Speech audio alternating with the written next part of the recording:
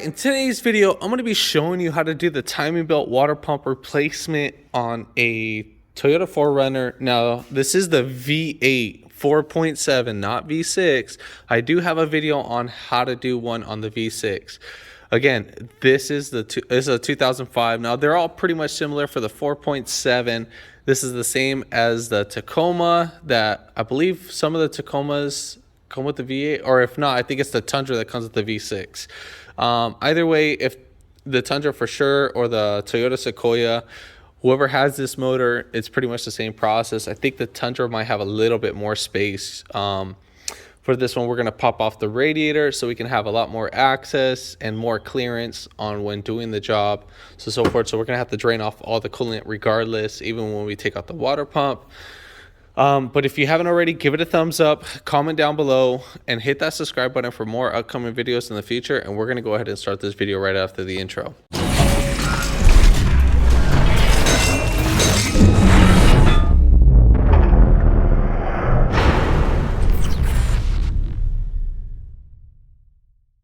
So first things first, we're going to go ahead and disconnect the negative battery. That is a 10 millimeter right there. Disconnect that, stick it to the corner, and keep that away from the terminal because we do not want this thing to start while we are messing with the timing belt. Also, keep in mind, this will be my first attempt on doing this timing belt for this job. So bear with me if you see me take off some extra stuff. Again, it's because it's my first time doing the job. All right, so next step, we're going to go ahead and take off this cover. We got 2 10 millimeter bolts. Also, our little strap right here. This is the hose clamp right here. That's 10.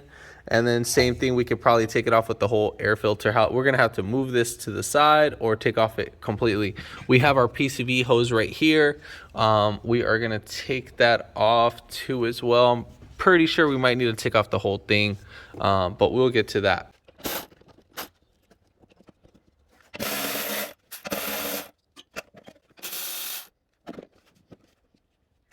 All right, so I'm gonna go ahead and take off this little hose right here. This hose goes to the little, it's like it bolts up to the power steering.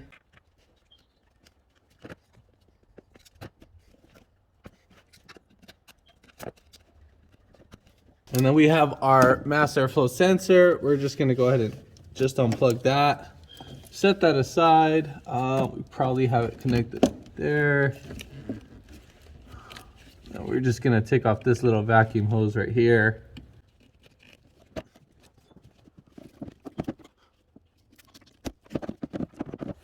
All right, so for our intake, we're just gonna work it. So just keep wiggling it back and forth. Don't try to fully turn it. You're just gonna break it free from its throttle body and just wiggle it back up and down, and then the whole thing should come out. So next thing, what I'm gonna go ahead and do is we're gonna take off this little cover right here. So we have 1, 2, 3, 4, 5, 6, 7, 8, 9, 10, 11 fastener clips. Now you're going to use a flathead for all those. So you put the flathead right here and then just pop them out. You could work your way from both sides just to spread them out from right there. So I'm going to pop that out and then we're going to get back to the video. All right, so once we take that off, we're just going to go ahead and pop this guy right up on out. Now I'll have a lot more easier access to our radiator. I'm going to see if I can leave on the radiator. We are going to take off the fan shroud, but I was just looking at it. There might be a little bit more space than what I thought there was. So we're going to just go ahead and pop off the fan shroud, and we're going to take off the fan clutch just for right now, just because it's going to be in the way. So you're going to need a 12 millimeter to pop off these bolts right there. So we got 4 bolts that are on there. So usually you could probably try to take them off just the way how it is, but sometimes, knowing my luck, that they're going to be on there pretty tight, which they should be. They shouldn't be on there too loose. So you see how everything's all spinning? So you can get something to stick in between the other bolt. So I'm just going to put a flathead right there on one side just to hold the bolt in place.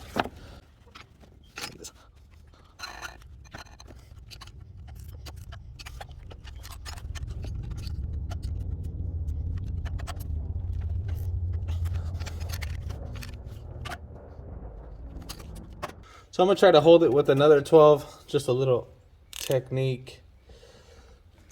So we'll have one trying to loosen, and then the other one obviously is gonna be just trying to tighten. All right, so we got that.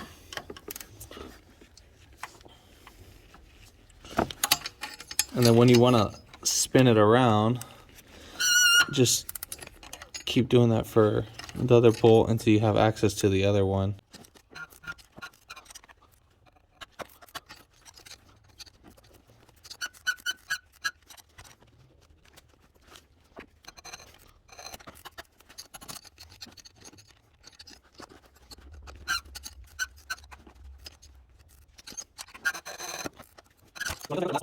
Same little setup. It shouldn't be on there pretty tight.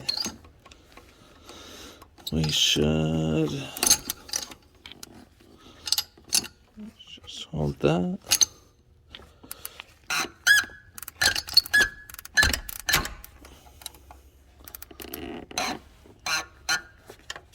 All right.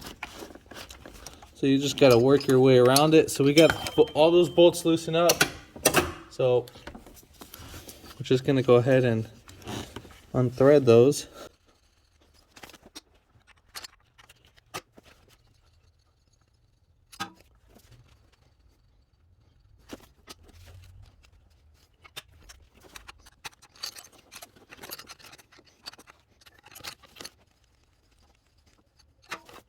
All right, so once we get both of those bolts out, or all four of those bolts, what you're gonna do is you're gonna just wiggle this guy back and forth.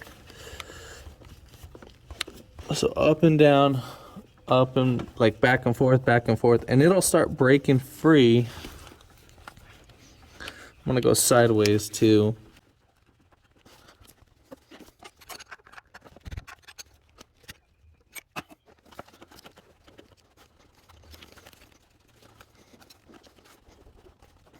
So we got a little gap going on, so I'm gonna see if I can just start working it a little bit more.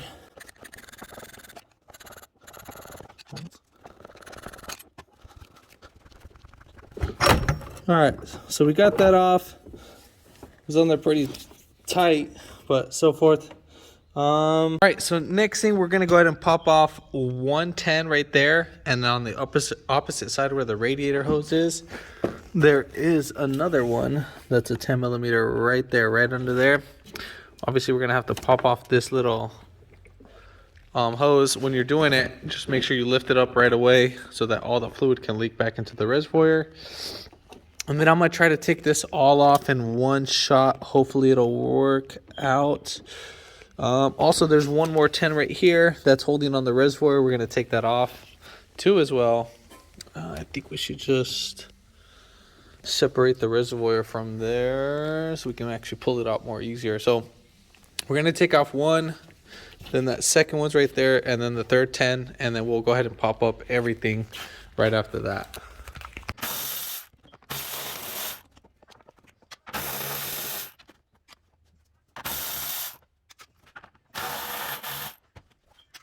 All right, so you're gonna get your radiator fan, and it should lift right up.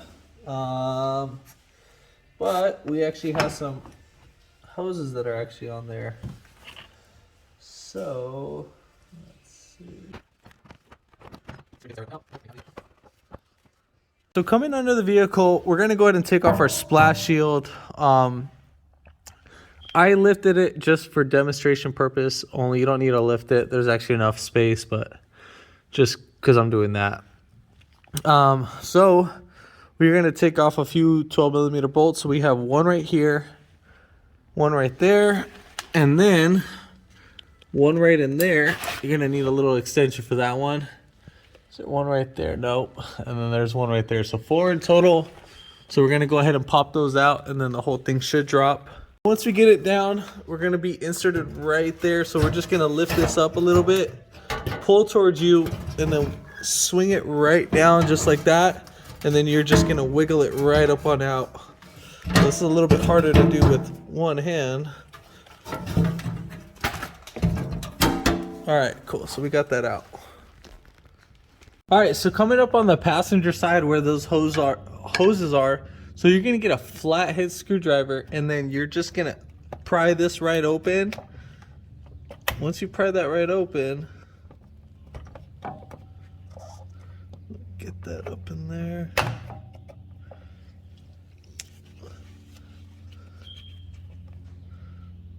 You can use your hand, but I just want to see if I could do it with the flathead.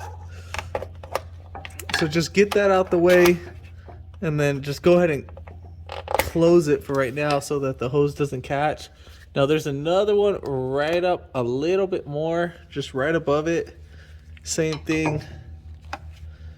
Just gonna use the flathead. Just be careful with your eyes when doing this.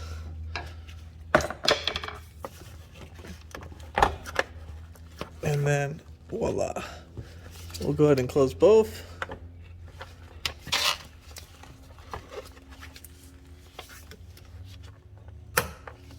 And then there we have it. All right, so we're gonna go ahead and pull this guy up now. Just move the hoses around.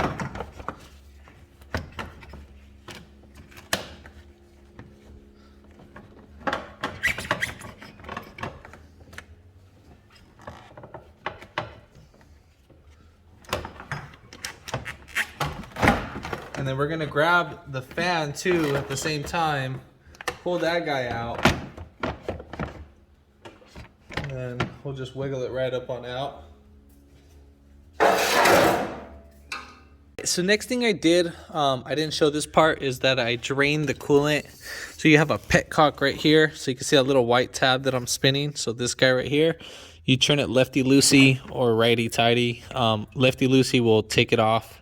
So that's going counterclockwise on that, and then it'll come right out. Whatever fluid that you have in there will leak right out, and so forth. So once you're done doing that, don't forget to tighten it, because when you put everything back together, you're gonna lose all your coolant. All right. Next thing, I guess we could take off our. Can we do this with? Yeah, so I'm gonna take off my thermostat housing, or just right here, this piece right here. So we'll unbolt that, move that over to the side.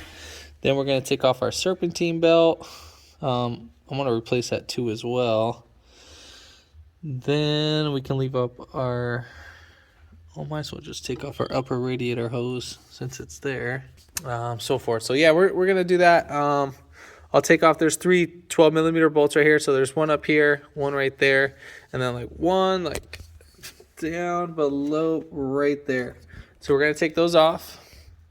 Then right here, we're gonna just take off this clamp so it's out of my way, and I'm gonna take it off from right here too, so it's not in the way when working on the timing belt.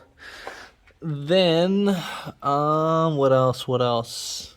We'll do that for right now, and then it'll be a little fast forward pace.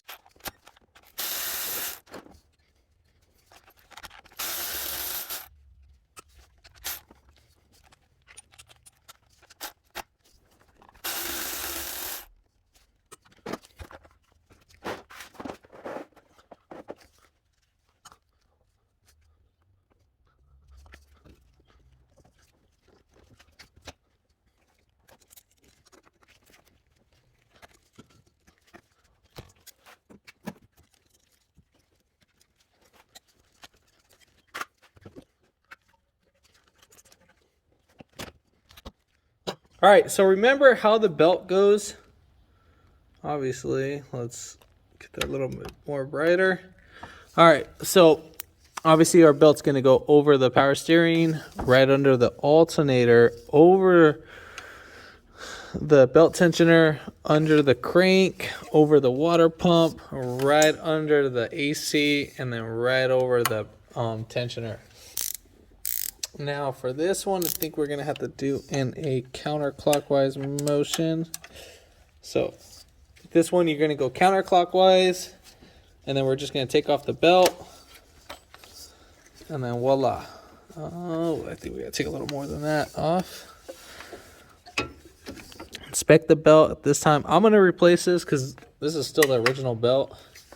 Might as well just replace it since I'm here. So now you want to spin each of your pulleys, make sure that they are good.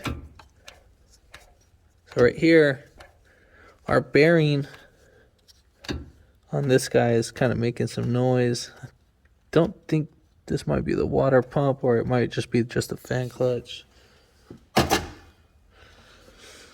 All right, so let's see what else is going on in here. So I'm gonna go ahead and take off the belt tensioner pulley. We're gonna still have to take that off. So there's 112 right here, and then there's another one. I think there's a little more, I don't know yet.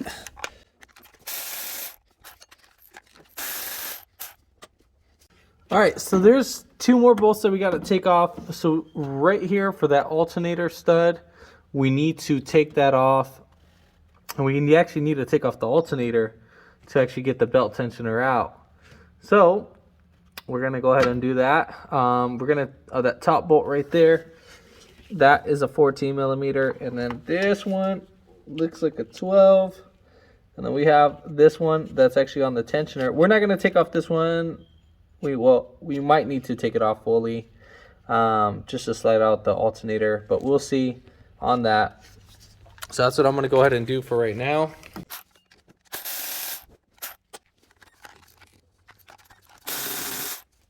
There's one more like 14 millimeter right down there that I'm gonna take off too. I think that one's holding it in.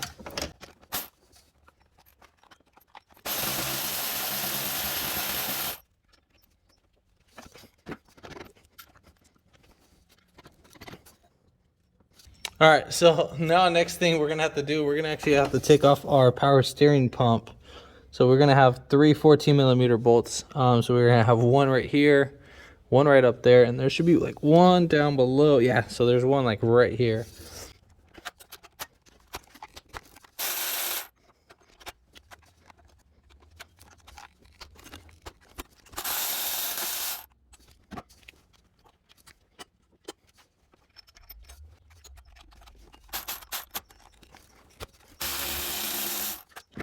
All right, so now that we got that moved out the way, should probably be able to slide it now.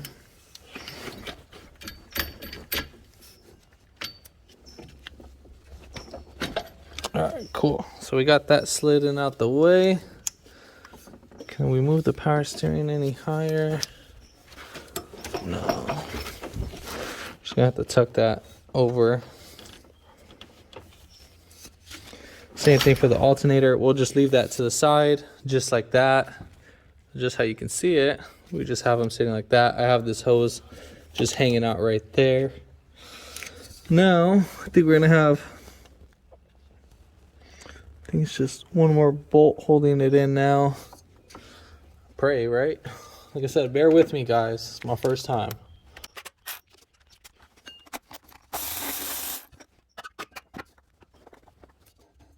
All right, so now we actually got it pretty loose, but I think just the timing cover is what's holding it. So now I'm just gonna go ahead and pop off the timing cover. There's a few 10 millimeter bolts that are holding in that timing cover. So we're gonna go ahead and take off this one right up here. This 10 millimeter. What else? Is that a 10? Yeah, so we're gonna take off that 10. And then that 10 right there too. And then that should be it.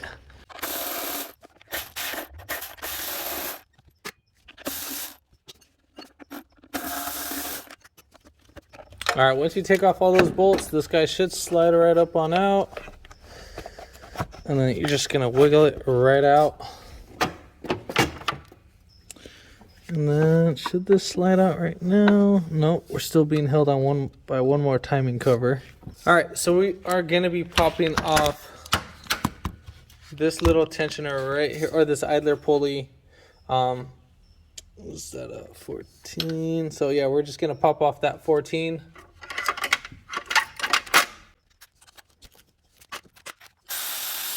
All right, so there's no washer on the back, so just so you guys know, This is how this setup is going to be. So we have washer in the front, just a pulley in the back, and then this would go towards the motor. So just so you're fully aware. So there's two opposites, or I mean two different sides to it. So I mean, obviously you could probably mess it up. You can install it like that, but it's not the right way. So just so you're aware.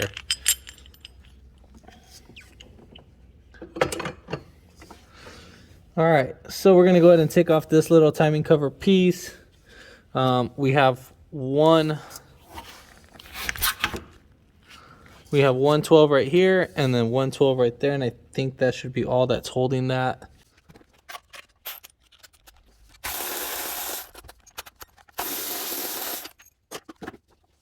All right, now we got this guy out. Now our belt tensioner should come right up on out. There we have it. All right, so now we're gonna be taking off this guy. I already started off with a few bolts already when I was checking out the belt. So we have 110 right here, another 10, another one right here, pretty much the same thing as the other one.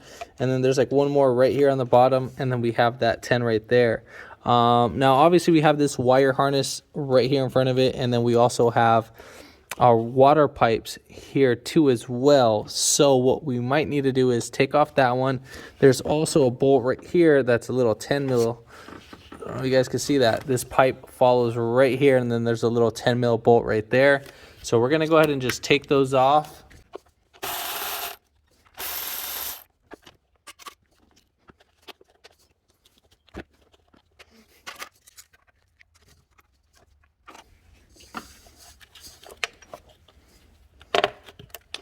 So let me see if I could slide this guy up on out. I'm just gonna disconnect my throttle body connector. I should give us a little more room. Then we have this little clip right here. I think this should pry right back. Yeah.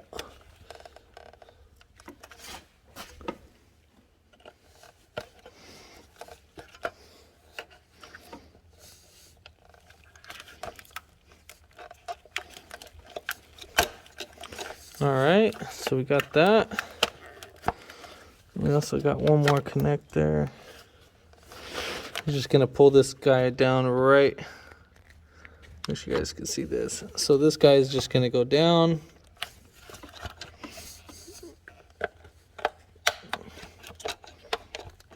I think that should be holding it. Besides the connector. So this one we are gonna push down or up.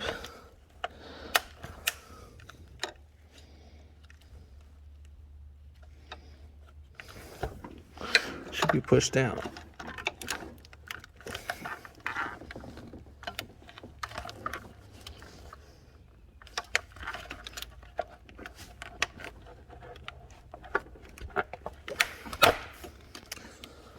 So either you can break this clip and replace it with the new one, but actually mine was able to be saved. So let's see if we can get this wiggled out. So while pulling this guy right out, pulling this guy back, this guy should slide out.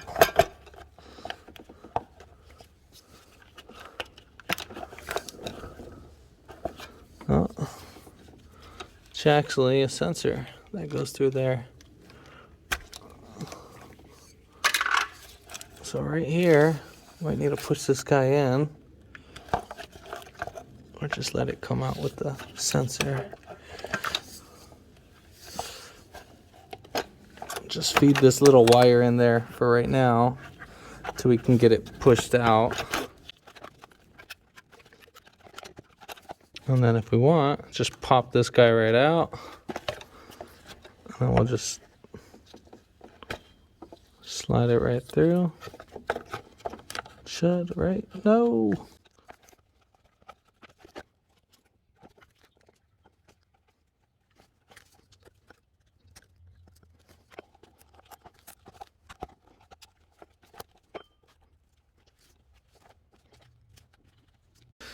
All right, so I couldn't get the tab out, had to break it. It's really on there. So you're gonna slide that sensor right through there, And then just save this boot. Do not lose this. And then you're just going to slide this right back on there. And then we'll just move that to the side. All right, so now that we got access to our cams and our crank, we need to set this to top dead center on cylinder number 1 on compression stroke. Now you can set this 2 ways. I think it's either cylinder 1 and 6. So there's 2 cylinders that are going to be corresponding, but I'm pretty sure it's 1 and 6 that are going to be corresponding. So the crank, every full-on turn of a 360 degrees, there's these timing marks. So on the crank, once we start spinning it, I'll show you that in a little bit, we have a mark on the crank pulley, and then we have our marks right here. So our mark right here is 0. Just so we're clarified on this.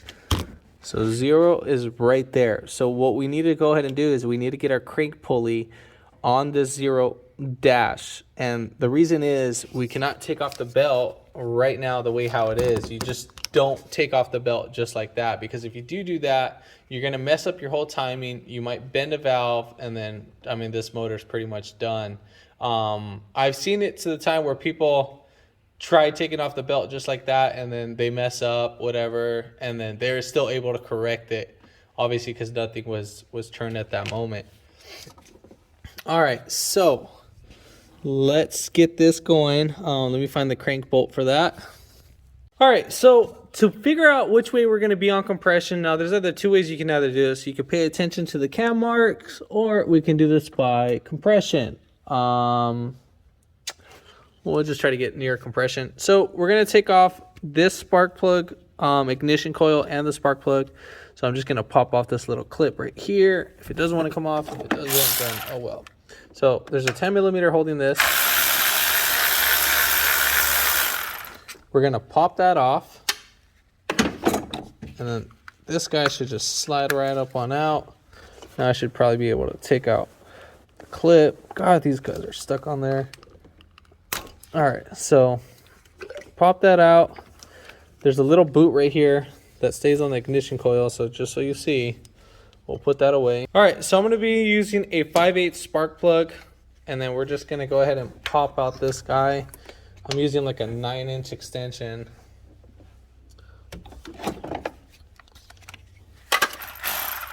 Now, if you're gonna be reusing the spark plug, make sure you don't use any impacts or anything. So, all right, so next step, what we're gonna go ahead and do is that we're gonna put our finger right here, and we're just gonna try to close off this hole as much as possible. And we're trying to seal it, but at the same time, leave a hairline gap. So right here, I just want you guys to see, I'm just gonna stick my finger in there, and I'm just gonna kind of push down where I can leave like a little hairline. So when I feel pressure, it's escaping, and I can hear that air escaping from my finger. And that's how I know I'll be on that cylinder. So we are gonna need a 22mm socket for this. And then we're gonna spin it clockwise. So I'm gonna put my finger right there right now. At the same time, I'm gonna hold that. And so I'm gonna go ahead and spin this with my other hand.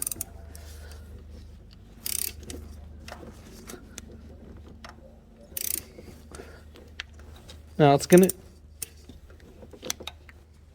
be a little hard.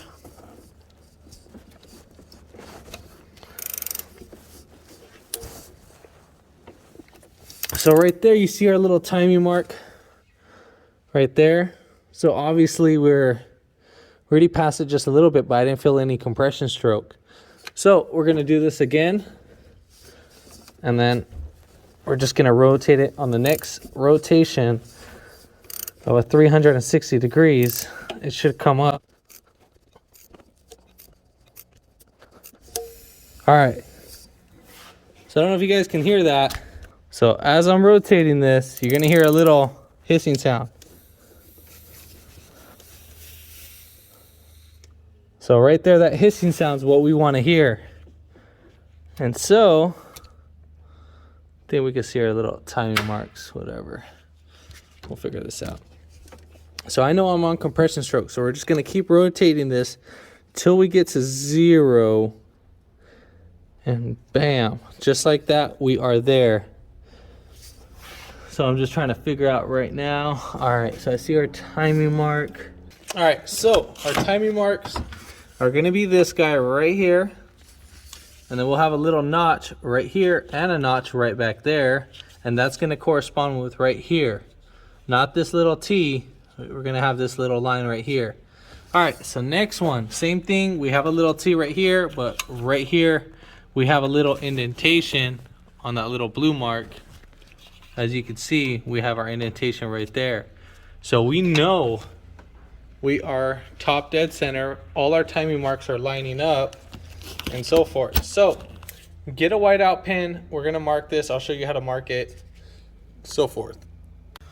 All right, so we're gonna go ahead and make our mark. So again, I'm just gonna do this for my precaution, and then obviously we're gonna do it right here. And then obviously we don't know where our thing is. So we'll just put our cam right here with just like that. So obviously we know our cam is locked in. Now these are cam phasers. I believe these ones are oil control valves. So when we probably take these off, maybe you guys might see this might be off. As long as we get our mark right dialed in with the bronze casting, I don't know yet, because usually like some change or whatever on the oil, so it messes with the whole like timing and stuff with the oil control valve on the cam gear. All right, so let's go to the other side. Pretty much same thing what we did. You won't be able to see this side, but again, we'll just make a little mark just like that. And then on this one, I'll just put D for driver. That'll let me know which side it is too. And then we're gonna go right here. The same thing, I'll just make another one right here. Just wanna make a little note. So just like that, we'll be all said and done. All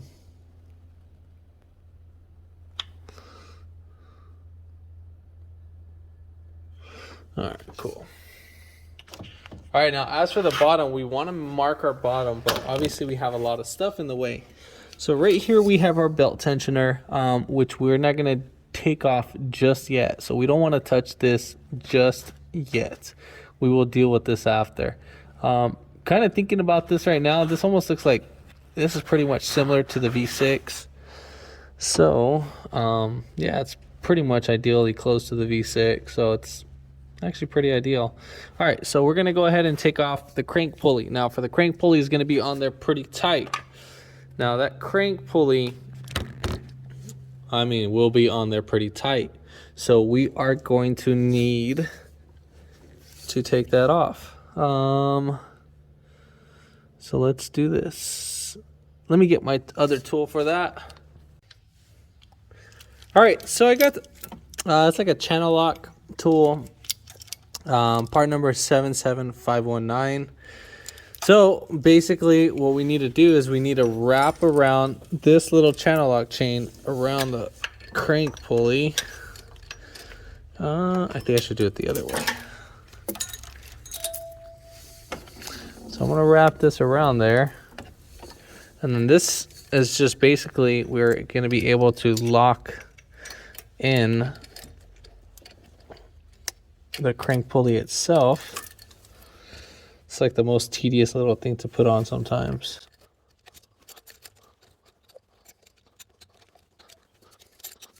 So we're going to get that right up in there. And then we're just going to put a little tension on it. So we're going to put a little bit more. Just going to clamp that.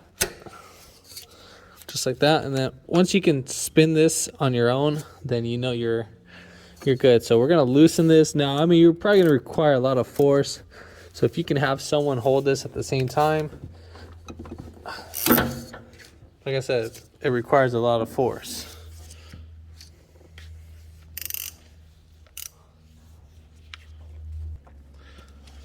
So got a bigger ratchet.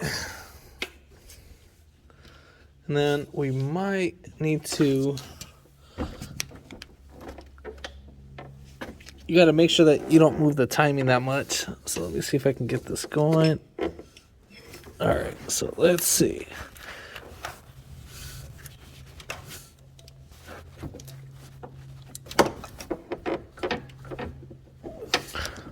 No, I mean, it's pretty stuck on there. Let me grab another pipe on this. Even though I'm moving it back and forth, don't worry about that. We'll still set the timing back. All right, so I'm going to be using my jack stand pole for this.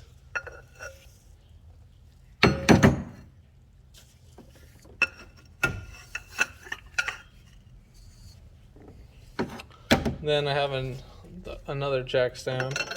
Just gonna hold that. Oh, I just want you to see this. So now let's see if we can try this. God, this thing's on there pretty tight.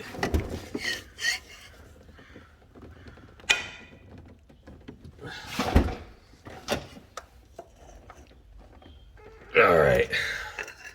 I mean, that thing was on there.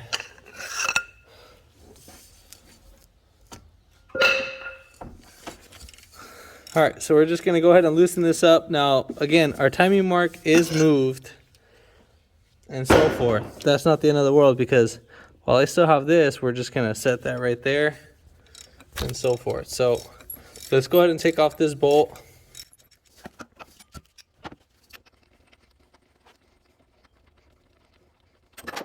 All right, well, once we get that off, now this guy should just come on right out. We might need to wiggle it right up on out. Just be careful with your radiators that you don't damage it. So, all right. So now I think we are ready to take off. All right. So now, in order to take off this bracket, I was looking at it. We actually got to take off the AC compressor, which I'm not looking forward to doing it, but we got to do what we got to do. All right, so we have 3 14 or maybe about 4 14 millimeter bolts. I don't know yet if we have to take off this little bracket, but we have one right here. There's 114 right here, this little bolt, and then there's like one more, like right here, like right under the intake. So right here. So literally, you can just see it right here. I'm going to get it from up here, and then the other two, I'm going to go up on the bottom and take those off.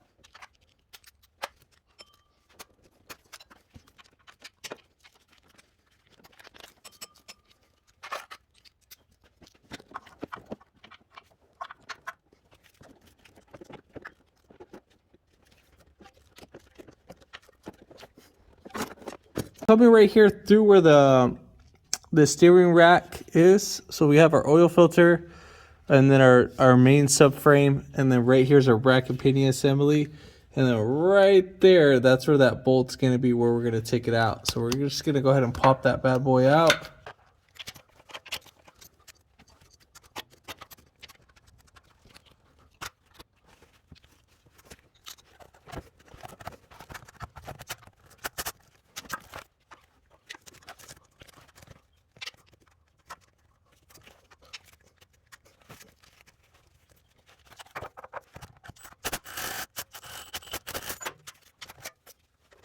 All right, so I got out that bolt.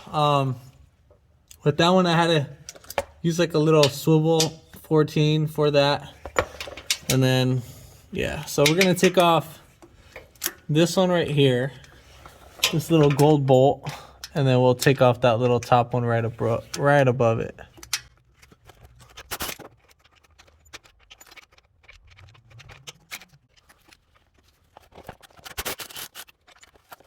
All right, so with that being said, the AC compressor should just fall right out. Oh, after I take off this other bolt, top bolt.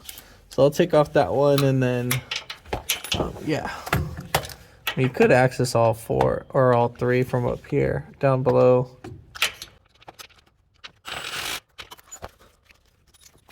All right, so now that we got our AC compressor up and out of the way, we are good.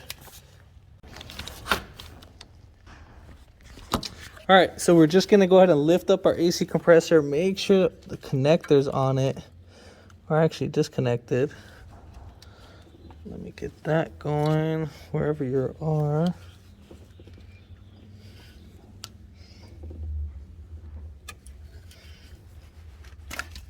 All right, so we got that disconnected.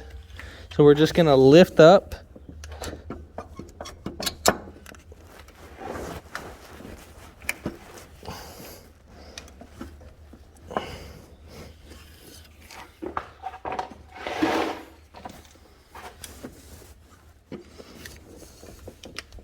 Should spin right out. Might be because of the AC lines, yeah. Oh, that's why. We are gonna take off this AC line that's being held on right down there.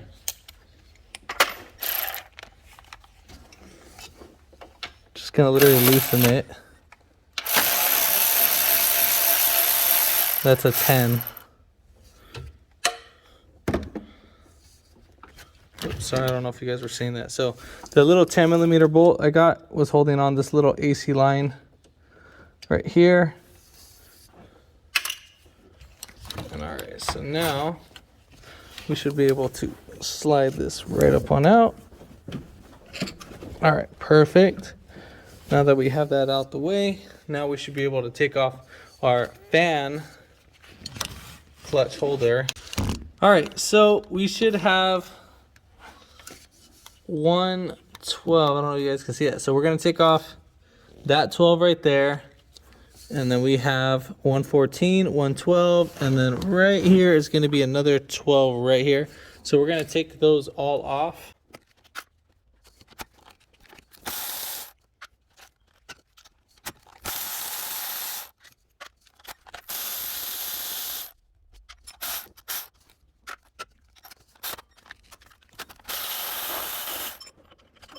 All right, so we should be good. Yeah, we are.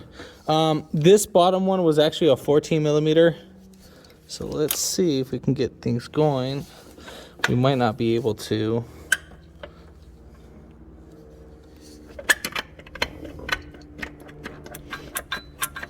Because of this little bracket right here.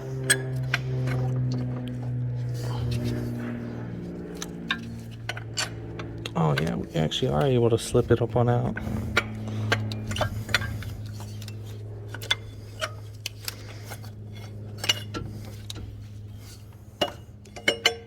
All right, so now we're gonna take off the bottom cover. So we have one 10mm right in there.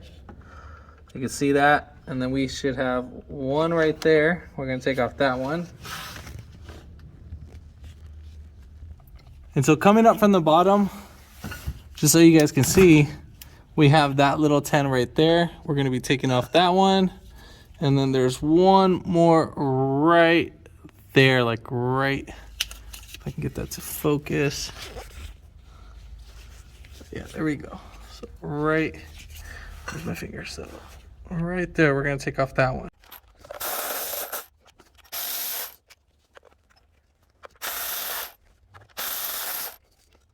All right, so now that we got that off, make sure we just keep our bolts right in where they belong. So we'll just keep these bolts with it. All right, so here's our reluctor ring. Now this is for our little crank. Now don't drop this or damage it, because if you do, yeah, so make a mark right here that this is gonna be our outside. All right, so that's our outside. So we're just gonna make that mark just for that.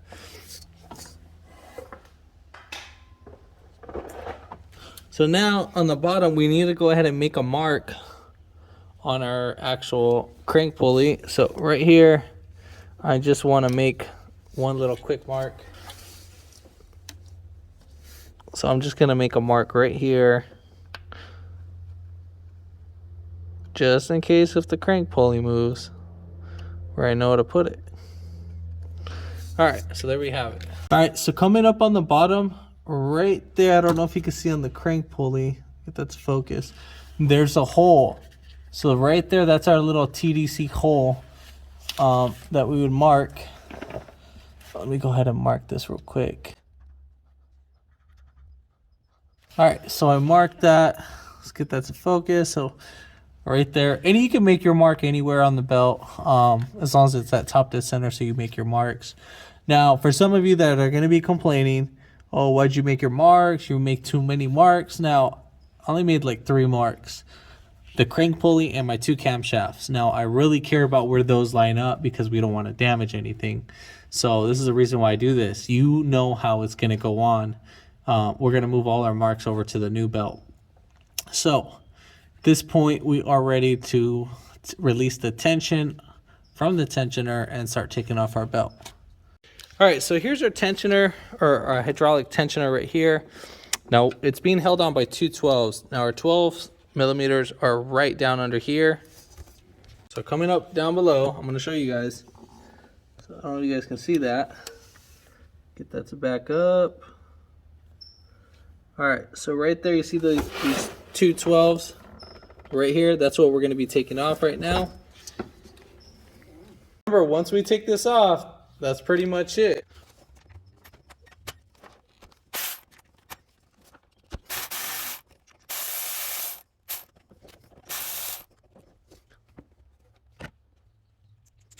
So as you can see, our hydraulic tensioner was already leaking, so it's a great thing that we're getting it, because if this thing lost all its fluid, guess what? It would have been done. All right, so now, next part.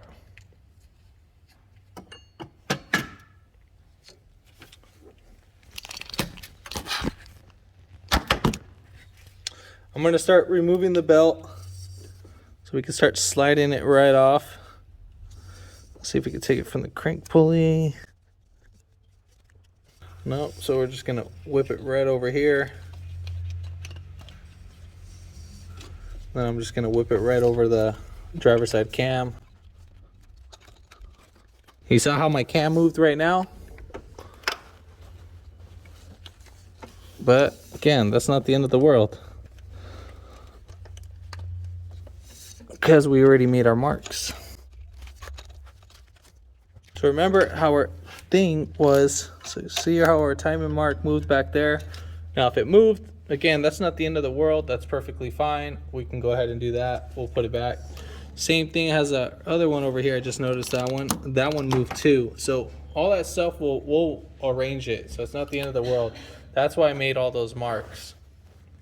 All right, so I didn't know that we actually need to take this guy right off. The reason is because our water pump's actually attached to our thermostat housing assembly. So we are going to have to take that out. I didn't see that until seeing the actual part. Again, like I said, this is my first time doing it on this one.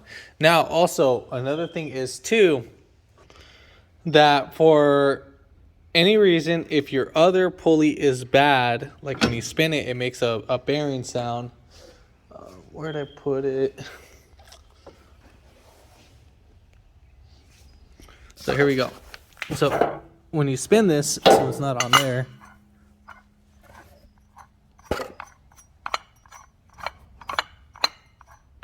I don't know if you guys can hear the bearing, but the bearing is bad on that. So we're actually talked to my customer. We're actually going to replace this. This is actually a little pricey on that matter, but might as well replace it because I had to take it off. So just so you're aware, I'd recommend to do that. That could cause it to squeak and all that, so forth. So all right, let's get back to reality. So we are going to be, what in the name of tarnation is that? So what do we have going on here? So we have actually coolant leaking. So it's actually a great thing that we're actually replacing this. So that little pink crust which you see, that's coolant actually leaking. All right, so when I take this this little bracket off, make sure you have the O-ring for right here and so forth. It should come with your kit. Where is it? So that's how the O-ring's gonna look like, if you can see it. So right there, and you should get like one gasket. Make sure you get a metal gasket. All right, so let's take off these bolts. So it's going to be 1 and 2 12mm bolts.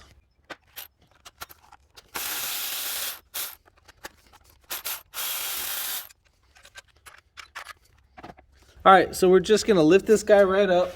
Make sure you have something under the car just to catch it, like I did it. And just lift it right up.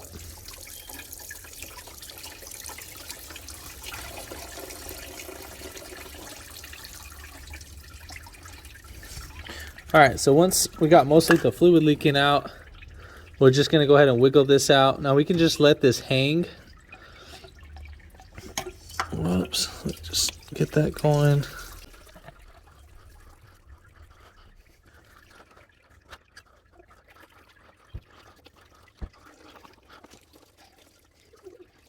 So we actually got quite a few bolts on the pump. So here's our pump, and then basically, as you can see, this is where all our bolts are going to be at. But what we're going to go ahead and do is whenever we take off a bolt from anywhere on the water pump, we're going to transfer it over to the same spot. So that's what I'm going to go ahead and do. Obviously, we're going to probably be dealing with mostly just 12s. In order to get to this one, we need to take off our little idler pulley and so forth. All right, so we're gonna take off our belt tensioner. You're gonna need a hex. So right here we have a hex 10 mil.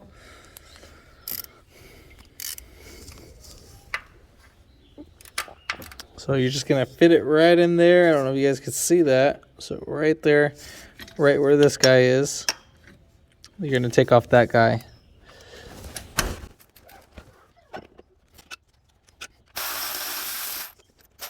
And so keep everything all aligned. We have our washer and we have our stud. We're just gonna keep this all together when we're ready to switch over everything over.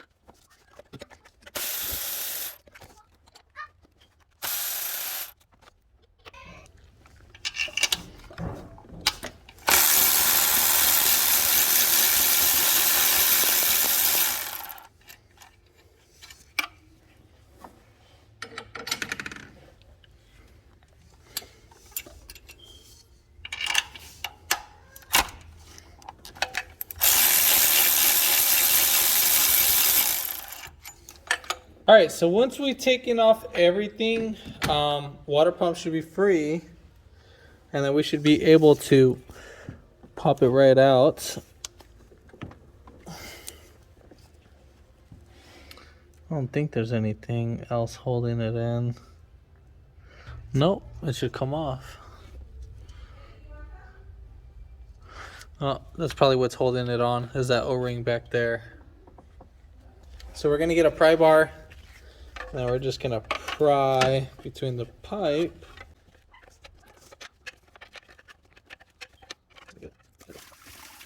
Normally this should pop right off, but I think a little silicone was used in this.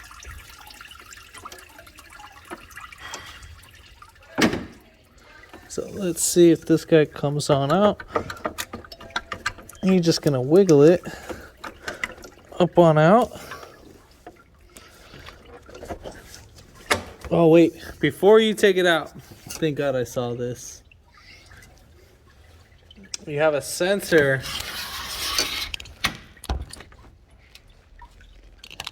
right there.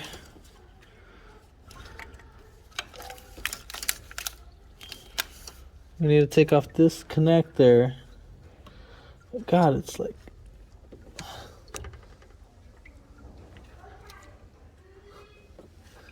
it ain't gonna happen.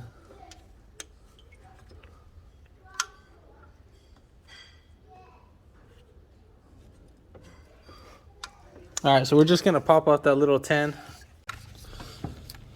So we're just gonna pop this 10 off. And then we'll just set this bolt to the side. And this guy should just pop right out.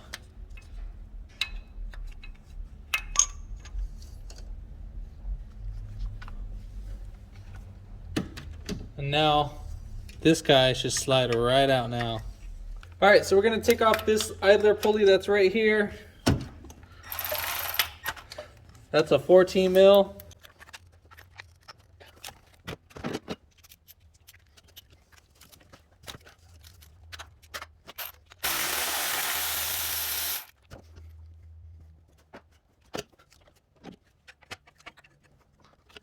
We should have everything slide out. All right, cool.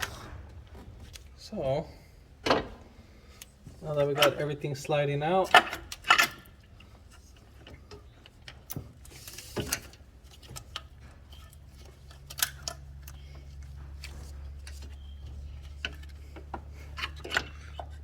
just wiggle it right back and forth, some certain areas, and it should slide right up on out.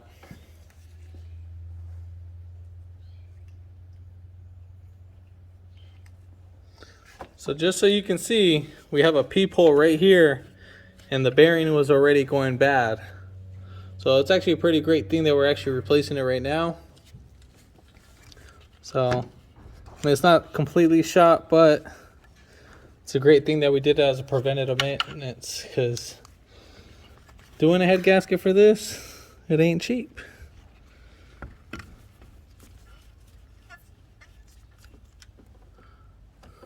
All right, so I'm gonna get a wire brush, and we're just gonna obviously pop out our gasket too.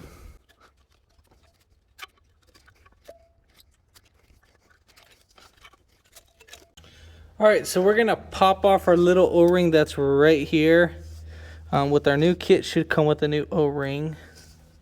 So the last thing what we want to do is replace everything just for a little simple O-ring. All right, so when putting on our O-ring, you need to make sure that this guy's not twisted in.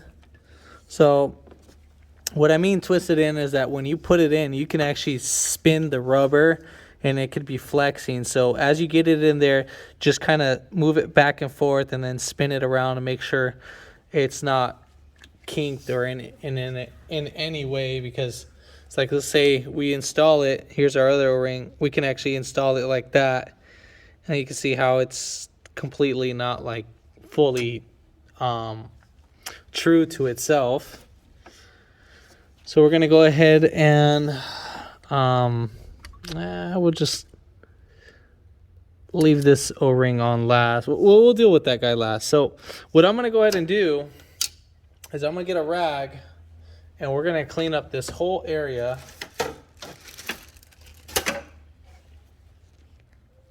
So we're gonna spray brake cleaner on the rag. Now you need to make sure you get your area fully cleaned up.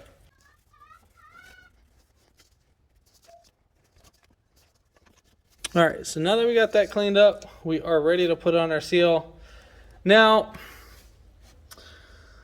I could slap on my seal. Don't get me wrong. I'm just a little paranoid about the seal. I want to reinforce the seal with actually silicone. Now, I'm only going to put silicone. Some of you might give me crap for this. They'll be like, oh, well, either use the O-ring or whatever, or this. But I literally am going to coat this thing in silicone. Now, I'm not going to soak the whole thing in silicone. I just literally want to coat only a certain section of it and so forth. So I just want to reassure myself just in case if anything happens.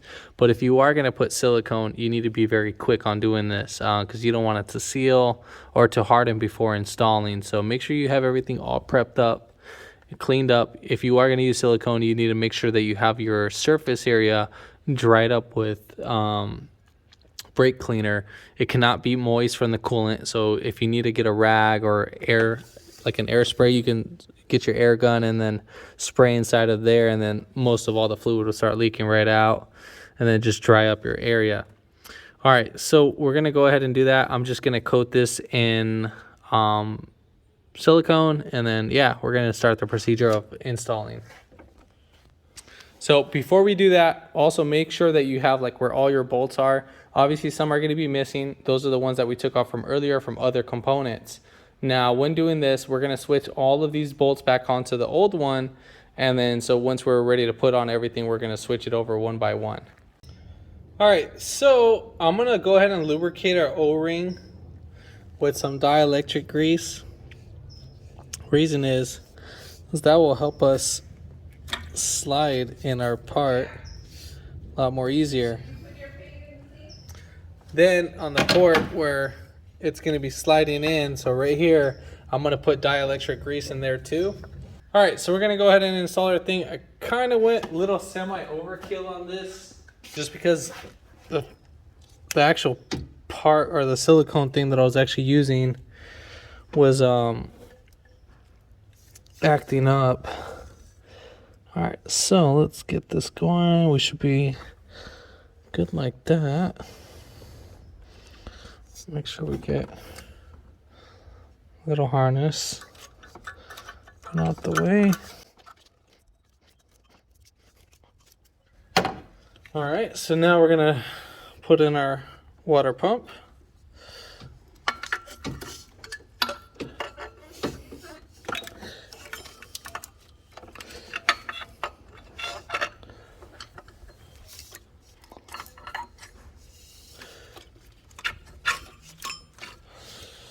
Now make sure when you're putting it, just watch for your pipe.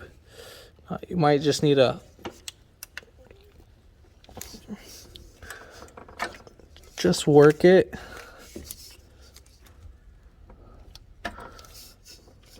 And it should literally go in. You're just gonna work it all the way around.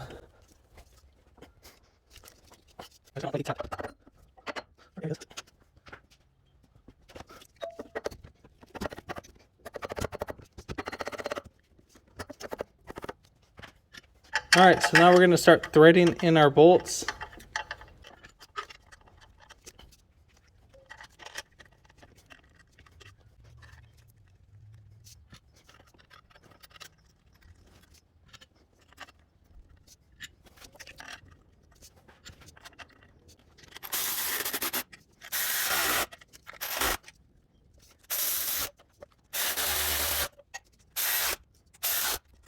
So at this point, spin your water pump pulley, make sure it's not binding and so forth, but we're already there.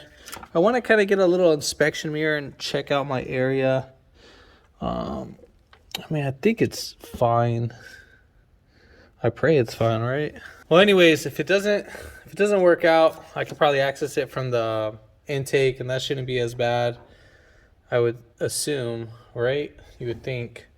I just kind of felt a little bit weird towards the end, but I'm pretty sure everything was seated in because I lubricated everything and it went in pretty smooth at the end. It's just probably me being overcautious on stuff like this. All right, so now that we got that, we need to go ahead and put in our bolts. All right, so we're gonna go ahead and put in our nut. I don't think this is the original one, just because it has a lock washer on it, but that just might be me. All right, so now we're gonna go ahead and put in our sensor.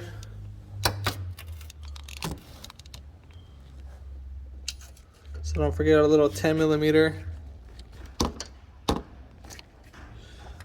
It's right here.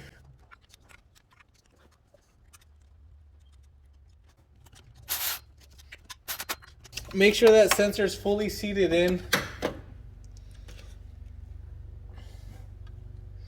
before tightening the bolt. All right, now I'm going to put in my idler pulley right here, and then I'm going to put in my tensioner pulley right over there. All right, so we're going to go ahead and put back on our idler pulley. Now, so it's just going to sit just like this, and we just drop in our bolt.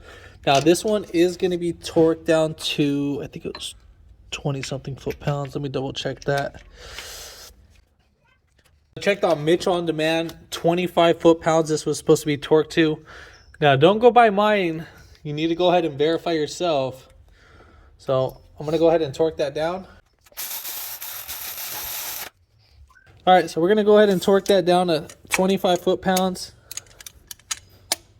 So I put mine down to 29 foot-pounds. I'm just a little bit over cautious on this one. But I think 29 foot-pounds will be pretty good on my end. But again, you go by your torque specs and so forth. So same thing for the other pulley, the belt tensioner pulley. We're going to put that one on. So the way how you're going to see this guy is literally just like this.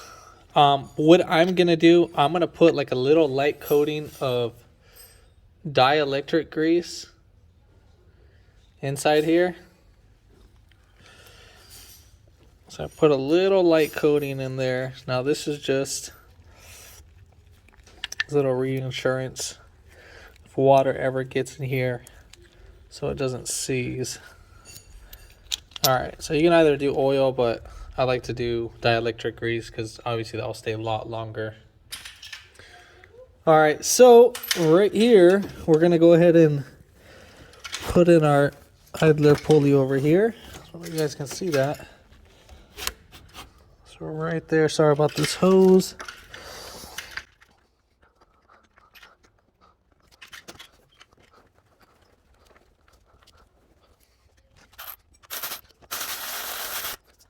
All right, so when tightening this guy down, all right, same thing, just tighten that down and then make sure that this guy moves freely. If not, then loosen it up and double check everything. All right, so now we're gonna go ahead and replace the O-ring on our little thermostat housing. So we're just gonna pop this guy right off, just like how we did the other one.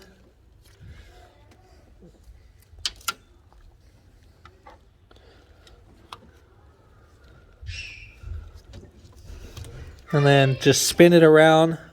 Make sure it's not like it didn't actually spin. And then I'm just going to go ahead and lubricate our O-ring with some dielectric grease. Now if I wanted to, I can use the little paper gasket that I got with this one, but I'm not a big fan of the paper gasket, so I'm actually going to use silicone. All right, so I'm just going to go ahead and put silicone right here.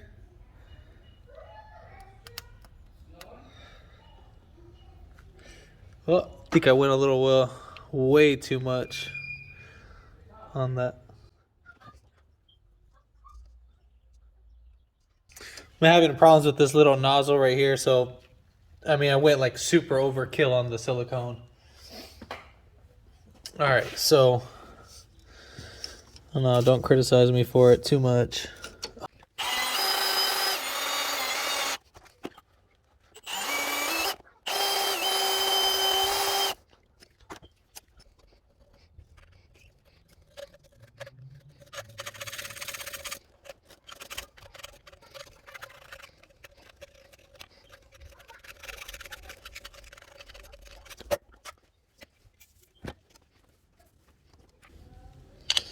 All right, so we're gonna go ahead and bolt this guy in.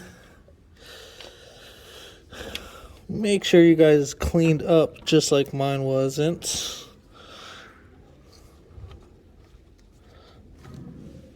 And then we'll go ahead and put on this bolt too as well.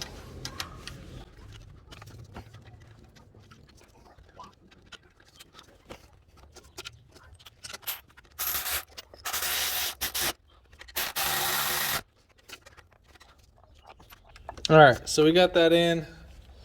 Make sure your silicone goes all the way around. If it doesn't, then you're gonna be leaking. All right, so at this point, we are actually ready to put on our timing belt.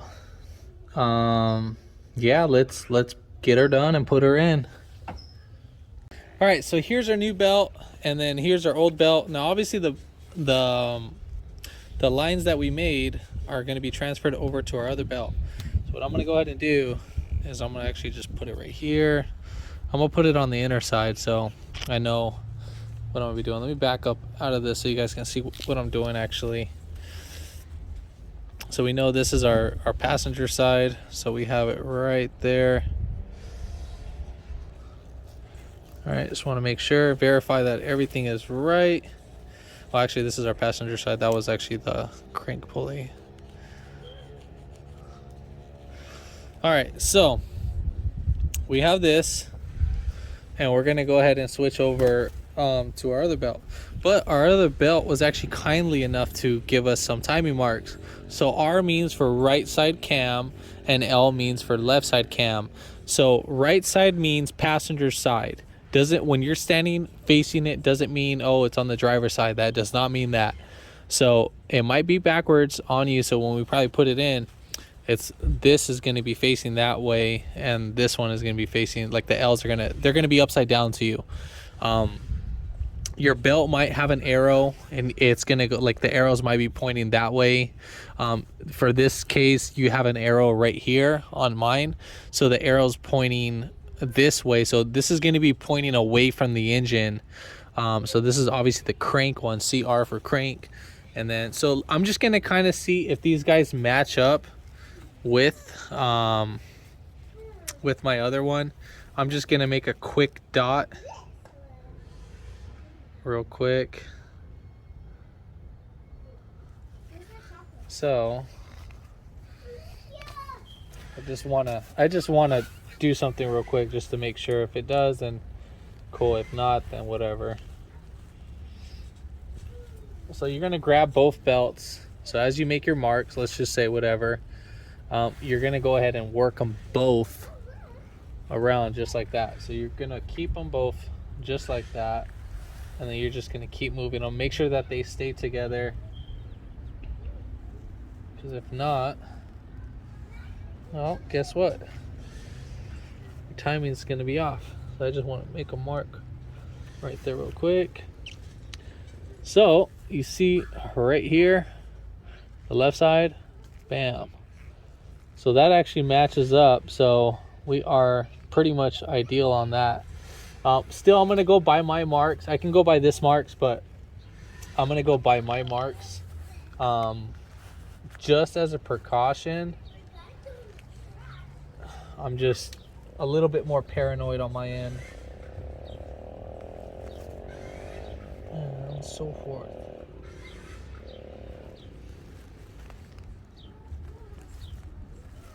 All right, so we got that.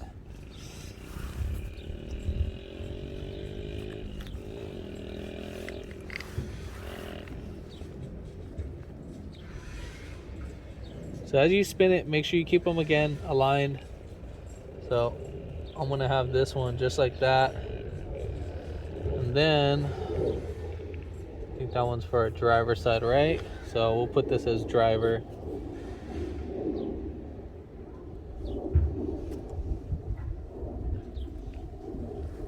Let's keep that together.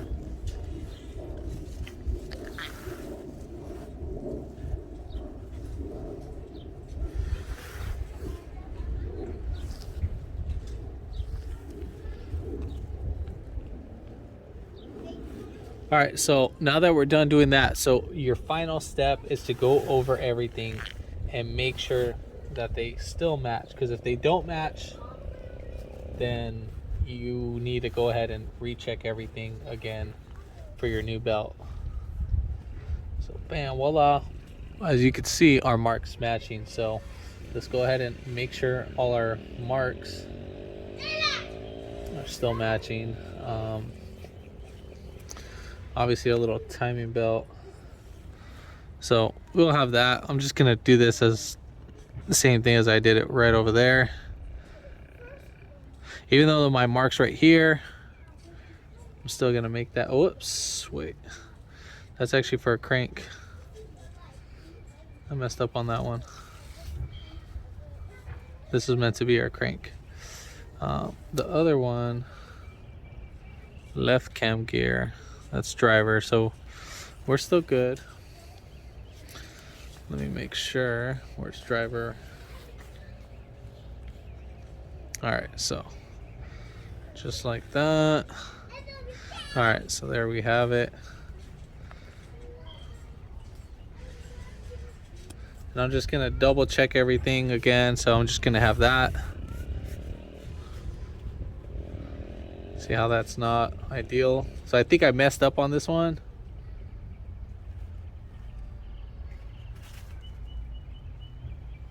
Or wait, never mind. All right, so I kind of confused myself right there, so I'm just gonna go ahead and put it with the D. I totally spaced out. So one is gonna be our crank.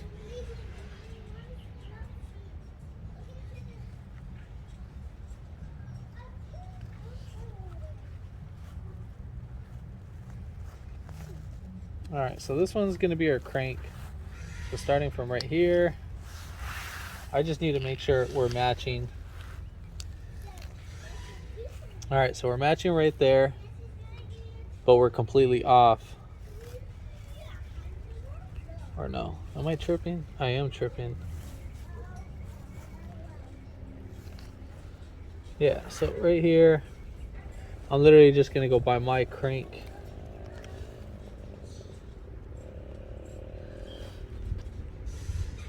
It's because the way how I did it with the belt a little bit different.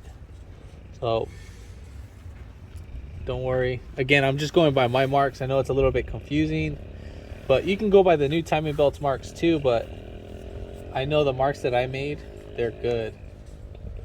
So as long as we get that.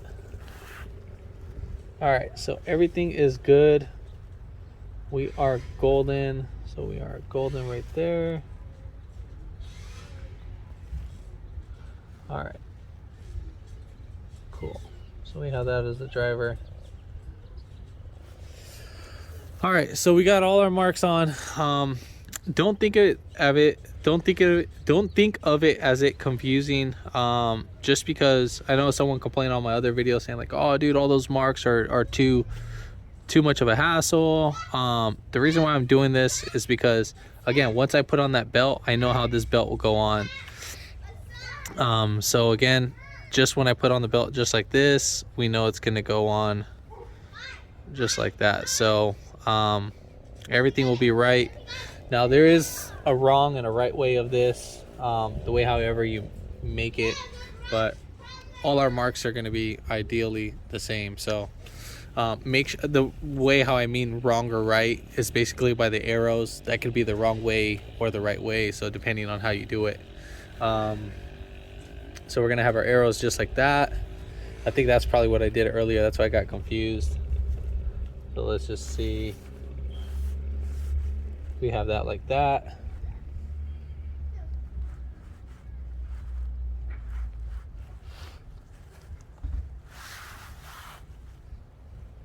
So now you see how my timing completely changed. I know my timing is right, but yeah. So let me make sure.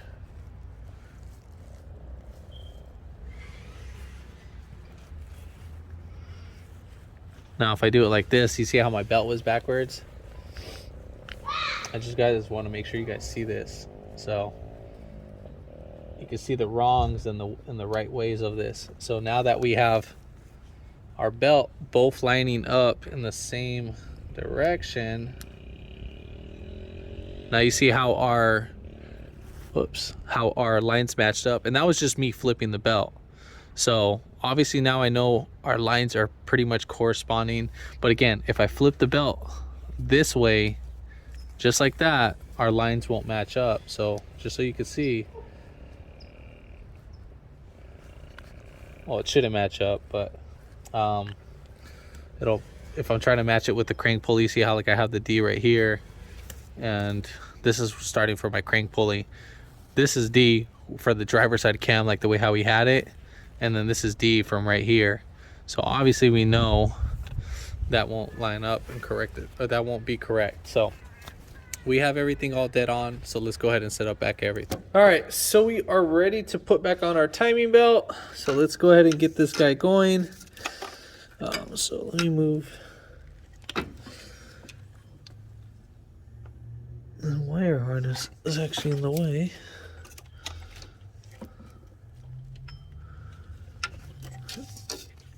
I want to bring the belt through right here.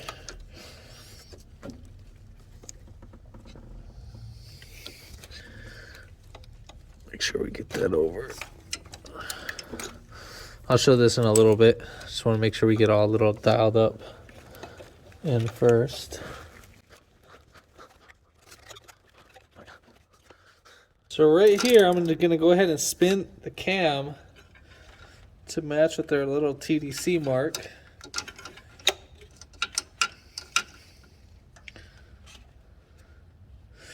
There we have that. And then coming over here, we're gonna put one under the belt of the water pump. I'll bring this right over there. So you see how that lined up with the belt. Now we still gotta remove slack because we still got a bunch of slack right here on our belt. So, but we still are marked. But the best way we're gonna do this is we have to set up the bottom first, because that's actually gonna be our most problematic one. So, let's see.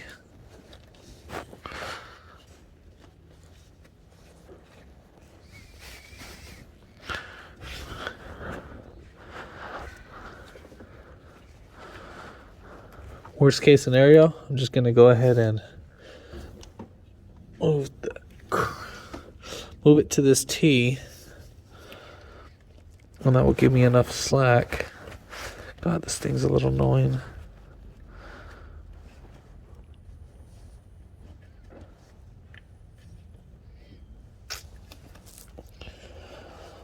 So let's whip her right up on in there.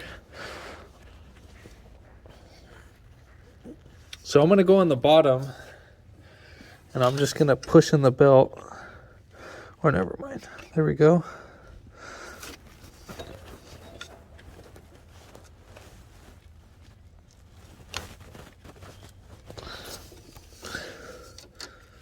So we are matched up with that down below. So you can see that we're matched up with our line. We're matched up right there. And now, at the same time, what I gotta do is I gotta hold on to this belt to make sure it doesn't spin. So I'm just gonna put a little bit of tension on this. So I just wanna make sure you guys see this. All right, so I just got rid of all the slack that's right here in this belt. And then that's gonna give me, while you still gotta hold this belt down, and then I'm gonna swing this right over here, and then I'm gonna try to whip this right around this belt. You gotta make sure this goes under the water pump fully. So once that goes over the water pump, I'm just gonna pull a little bit more slack.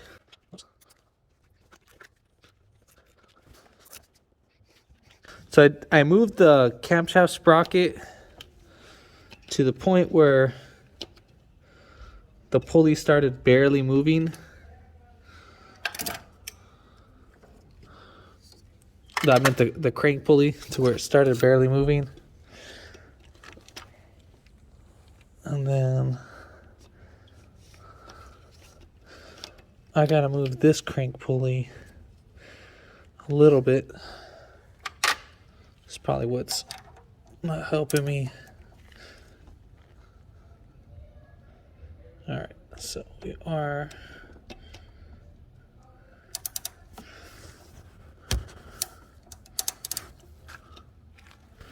right there.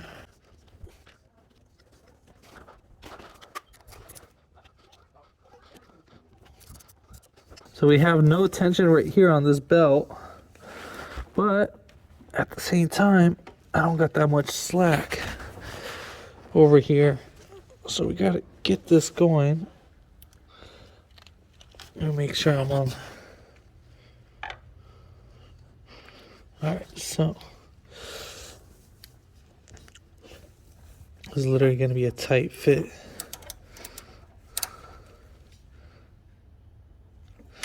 All right, so I got rid of some slack right in there in that belt by moving it clockwise. And then you're just gonna work the belt.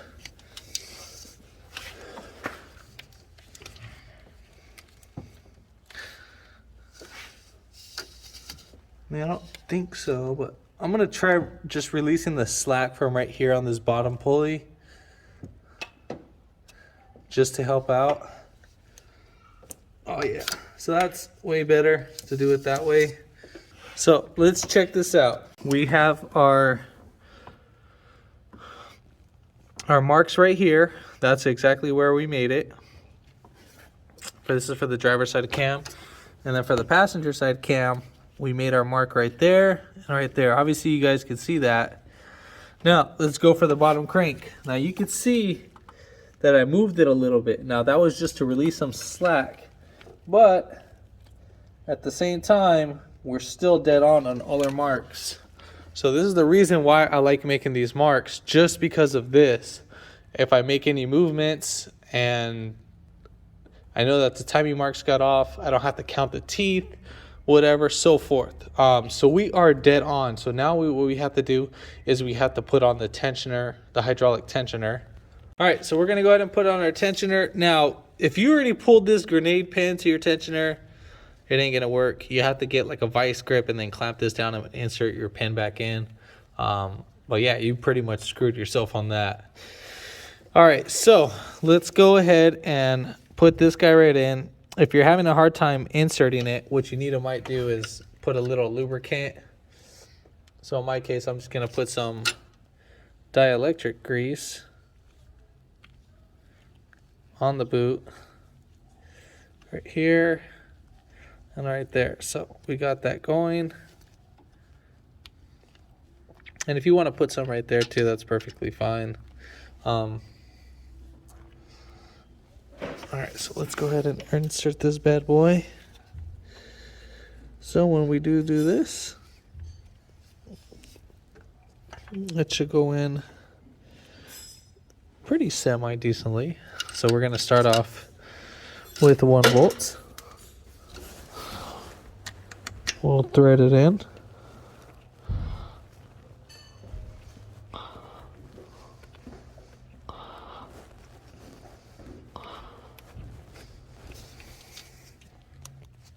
And then we'll come up with the other bolt and we'll thread that one in. Now you're gonna work both of these bolts back and forth.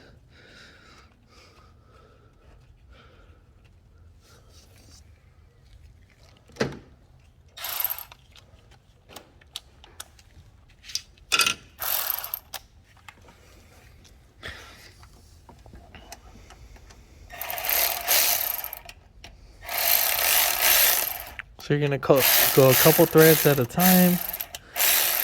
You're just gonna literally keep working yourself back and forth. So once you get that in, then you're just gonna go ahead and tighten it.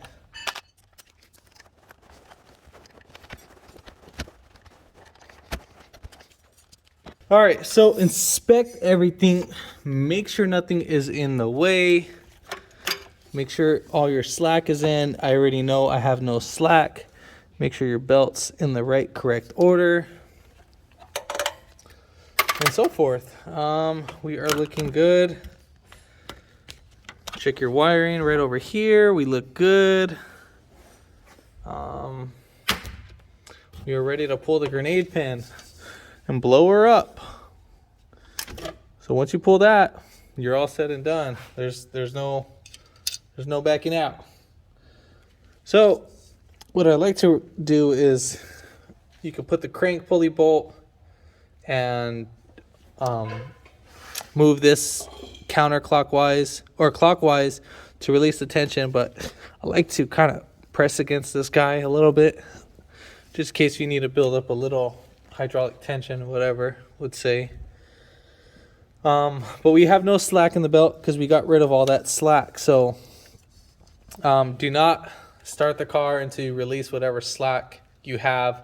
So we'll go ahead and do that a little bit later on down the road.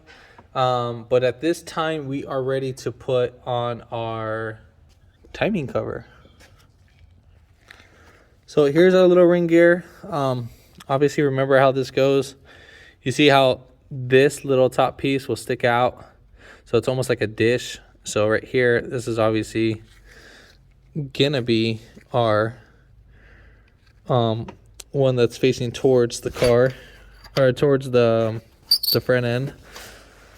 So make sure that that goes inside right there. Then we're gonna go ahead and put on our little timing cover. All right, so we're just gonna put this guy right in, and then obviously, you know, you're just gonna bolt that right in, obviously.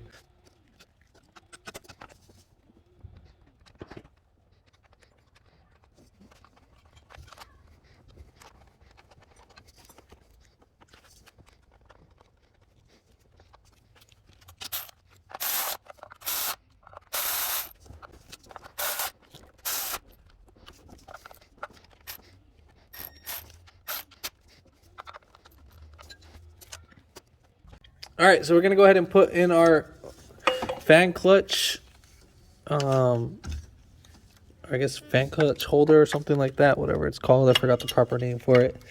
So we're just gonna slide this back while holding this.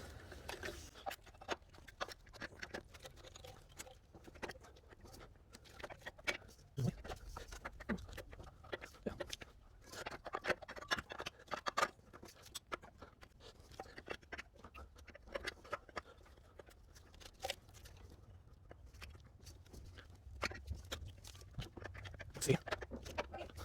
So I'm actually gonna pop this guy right off, just cause it's gonna make my life a lot more easier in that sense.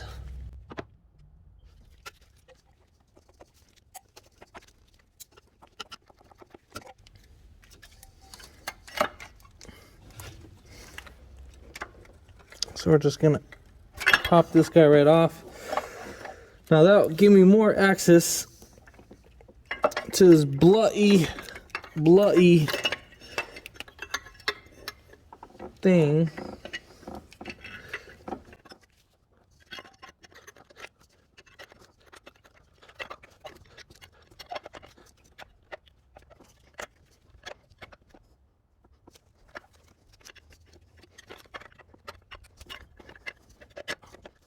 All right, so there we have it. God, that was a little tedious on that. So we have that going, that going. I'll just get our bolts going up in there.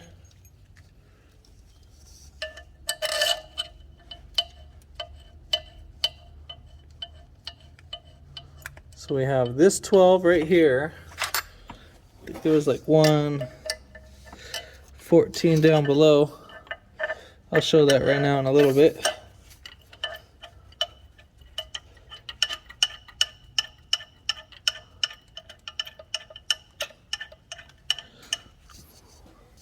Then we have this 14mm nut. And then we have this 10mm nut right here.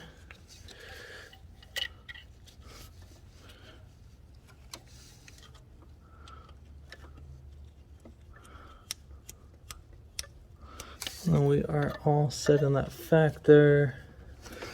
We got one more. Got one more 12 right here. So forth.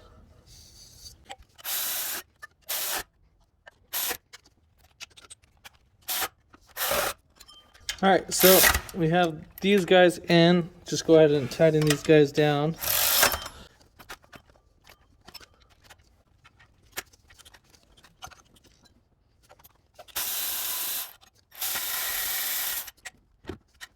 All right, so I maxed out right here. I don't know what happened. But I guess we're not gonna put this bolt right now. I don't know, I'm just having a huge brain fart today.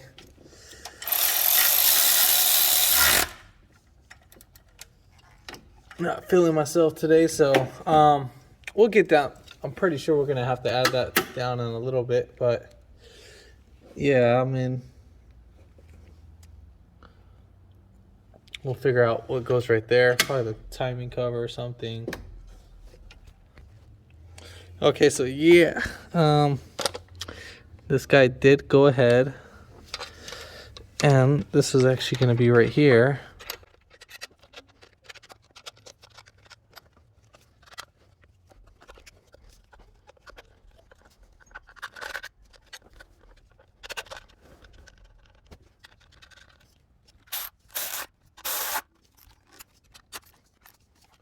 All right, so let me go ahead and brush you up on what has been done so that you guys can see every bolt. So we got this timing cover right here. So this is gonna go over the little bracket that's right here. So we have our little 12mm nut that's right there. Then we have our 14 bolt right there, our 12mm bolt, and our 14mm nut, our 14 nut.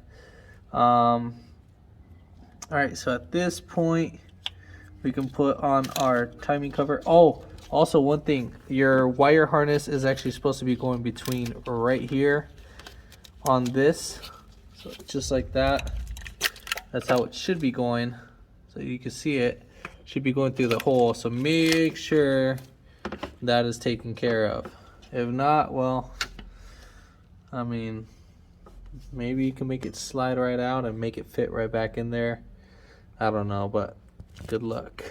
All right, so next we're gonna go ahead and put in our belt tensioner. Now if you wanted to replace this, now would have been a great time, because you got to take off a lot of stuff to get to this bad boy. All right, so let's get you wiggled right up in there. We are a-okay. And then we are gonna put in our timing cover. No, later, maybe so. Let me see if I need to put this in. No, I think we can probably do this now. So I'd rather just start tightening up everything at once.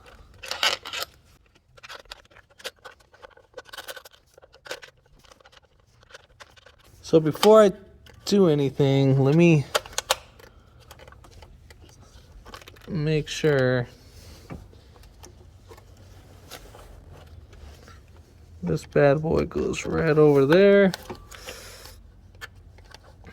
All right, so make sure that that's fully seated in. Oh, you know what? Before you even tighten this down, you actually need to make sure that this guy has a little insert. I just saw that right now. This is not fully seated in. I'm gonna take this off so you guys can see. So right here, before I break this, see this little insert right here? So you need to make sure you slide that. And we also have one insert right here too. So it's first gonna slide right in.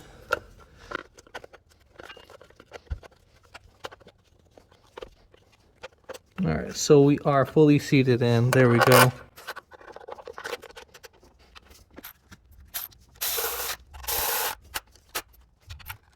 All right, so there we have that one.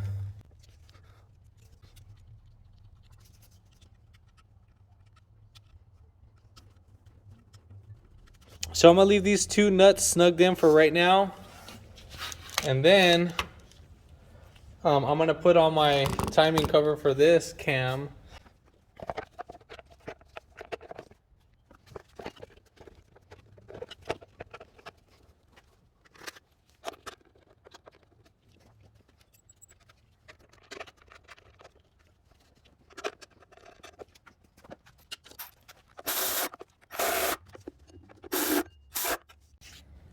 All right, so let's go ahead and put in our alternator first, and then we'll put in our power steering pump later.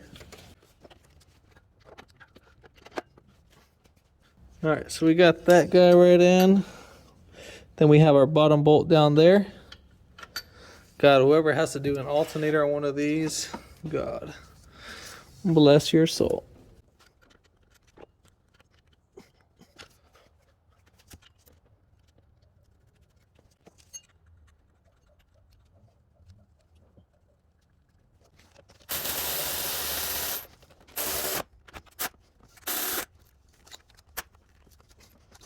All right, so now we're going to be putting in our power steering pump. God, these are like the longest bolts in the world. Oh, it's actually a stud. Great. So I didn't know that this was supposed to be a stud inserted in there. So if you did ever wanted to take that out, you would need like a little inverted star. So that would be called E-bits or E-torques, inverted torques. That looks like a E10 or E. Let me double check. So here it is. It's a inverted 8. So it literally just hooks up right there and you thread in the whole stud. You're gonna have to do that. So let's see.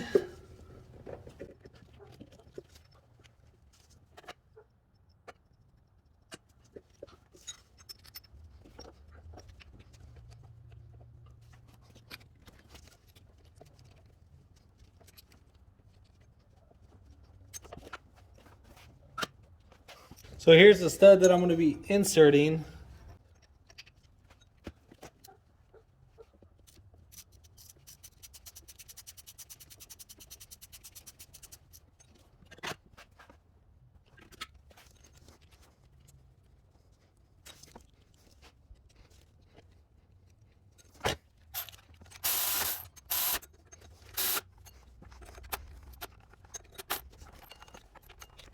All right, so we are all set done on that one.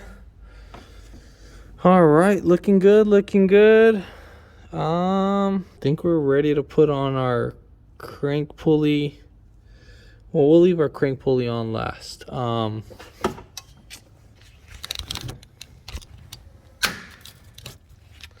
gonna go ahead and bolt up our AC compressor. Obviously, it's gonna be pretty much set that right over that bracket. I'm gonna go up under. I'm not gonna show that part. Pretty much simple process. I'm just gonna bolt that up. Need to put my camera to charge and we'll get right back to the video, but I'm just gonna bolt that up and then I'll show that process, or I'll show that after I finish. All right, so we're gonna go ahead and put in our wire harness connector through here. We'll just have that hang out, and then at the same time we'll just push this guy right back for right now. And then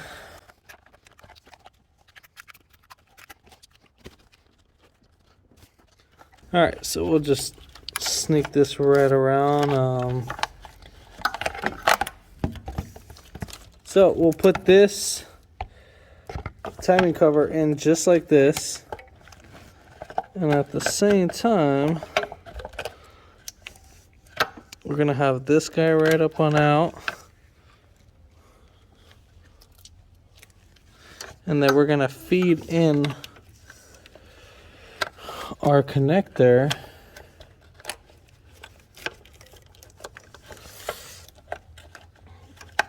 through our little hole that's right here, and then we're just gonna pull it right up on out. Now we're gonna go ahead and slide in our little bushing,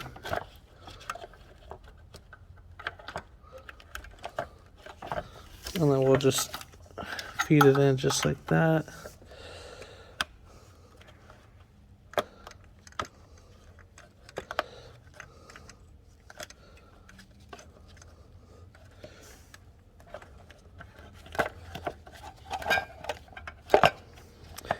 Make sure there's really no slack with this harness.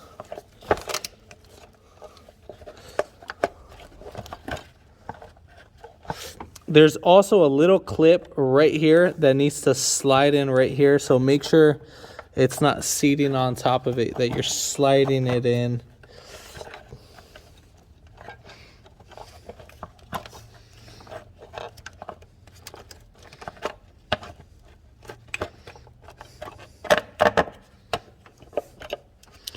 All right, so we got that in. No slack with this wire.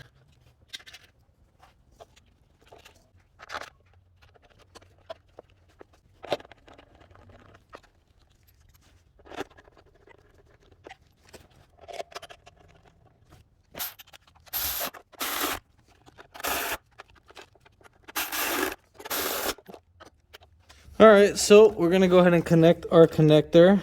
That's right. Well, we'll slide this wire under first, and then normally we would have had something to hold this guy in, but we don't. So what we can do is we can zip tie. What I'm gonna do is I'm gonna zip tie this guy in right here, and we should be good like that.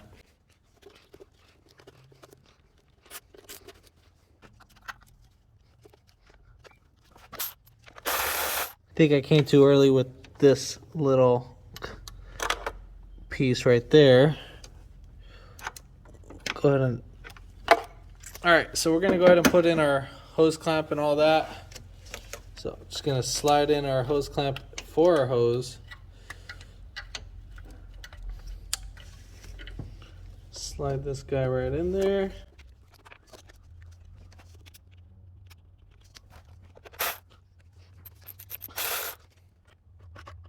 Now we're going to put on this bolt down here.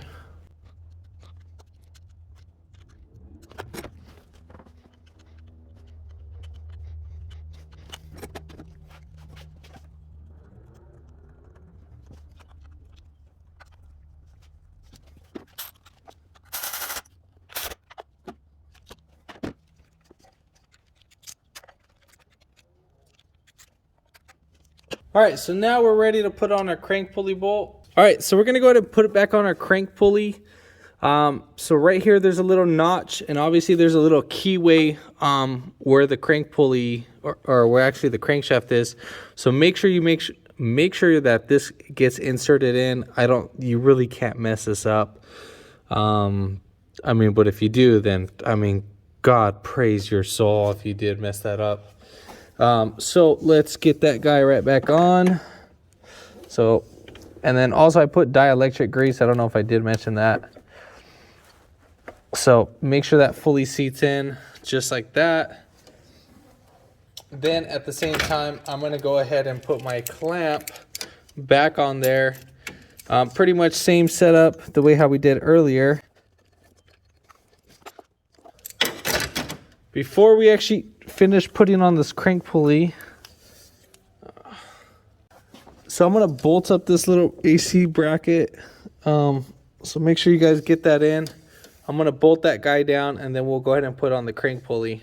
All right, so now we're ready to put on our crank pulley. Now, I went ahead and put on dielectric grease on the crank pulley on the inner part to prevent it from ever rusting.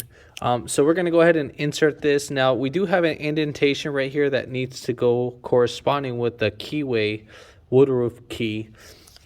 So you really can't get that messed up. Make sure the crankshaft pulley fully seats in. So you see, if I move it right here, if it does want to go in. All right, so you see how right here it's not fully in? As I'm spinning it, you see how it went in a little bit more? So that's where it needs to be. This needs to be pretty close to there. Now, same thing, we're gonna go ahead and put our little channel locks right over here.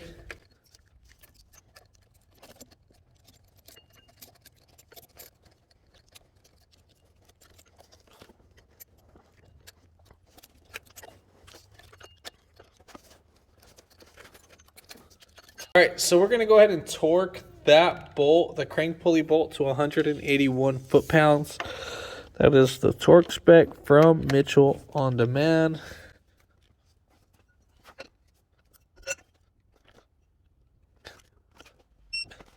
All right, so we got it torqued down to 182 foot-pounds. All right, so we are gonna move our crank pulley back and forth, obviously, and that will obviously release whatever tension we have going on. Then once we do that, then we'll just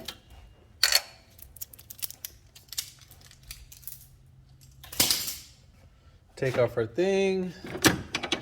Then if you wanted to, you could see, you could spin the crank pulley. This is if you wanted to check your timing, but I'm not gonna do that. So you gotta make sure, obviously when you spin this, it's still as hard as it should be. like it's building compression. Now if it really like stops, that means you either not meeting expectations. So what I'm going to do is I'm going to put my thumb on cylinder number 1 now. Well, once we get about like almost halfway,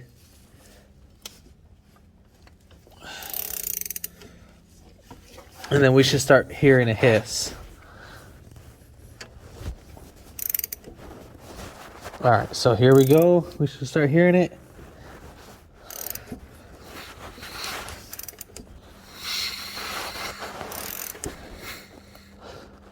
So I know I'm building compression, so I know our timing is good. Because if we didn't build compression, our timing wouldn't be on. All right, so next fun thing is, let's put on our idler pulley.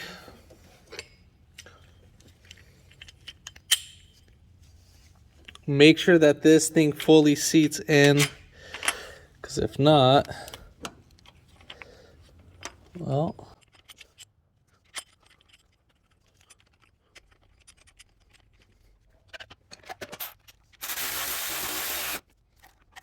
all right, so once you got that bolted down, spin your pulley. If it spins nice and freely, we know we are all set and done on that. Now, I'm only going to put on 1 bolt.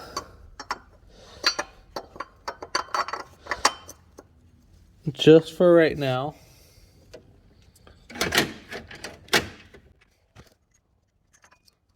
I might put on the second one just in case.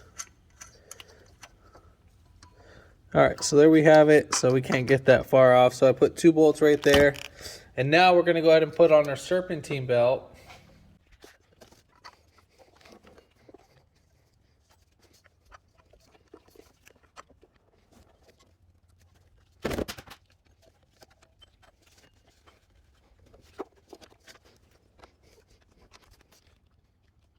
All right, so we're gonna go ahead and release our tension. I'm just gonna do a little bit right here first. Hopefully I don't pick up the belt. Oh no. All right, so we're just gonna keep pulling that back, and then we should be all said and done. Go ahead and inspect your area.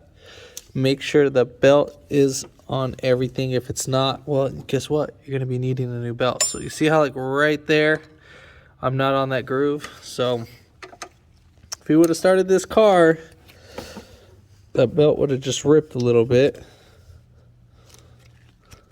All right, cool.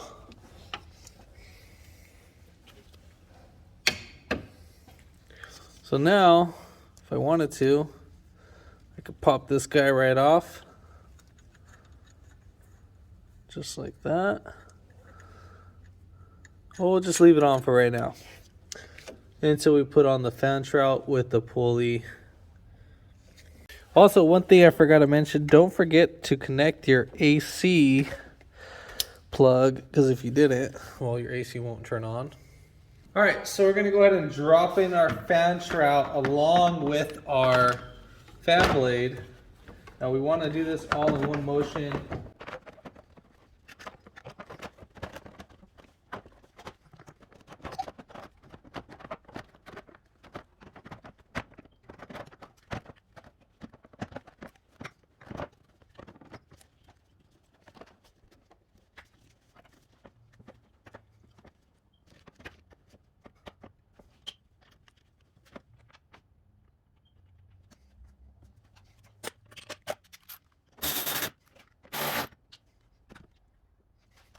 All right, so now we're gonna take off our bolts that are right here.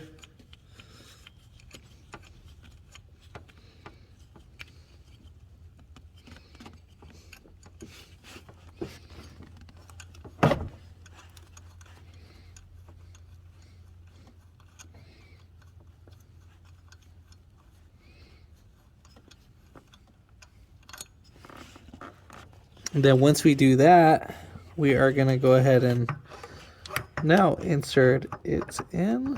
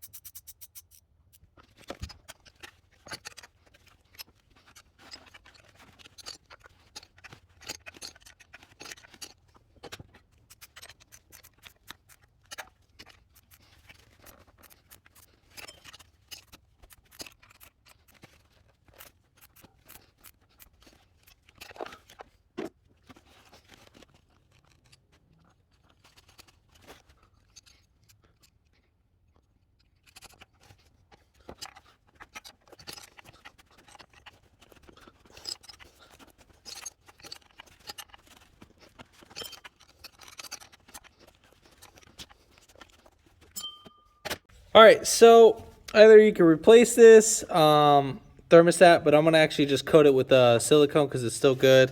So I'm gonna coat the actual mating surface with silicone. Some of you might give me crap for not replacing it, but customer's on a huge budget, and I'm really not. I'm kind of doing a favor for this customer. So again, I'm like really not making too much out of this, so they don't want to put in too much money into it. So I don't blame them, but yeah. All right, so let's get back to this. All right, so I just literally put a very thin coat. You're not gonna put a thick coat, you're just gonna put a thin coat on there.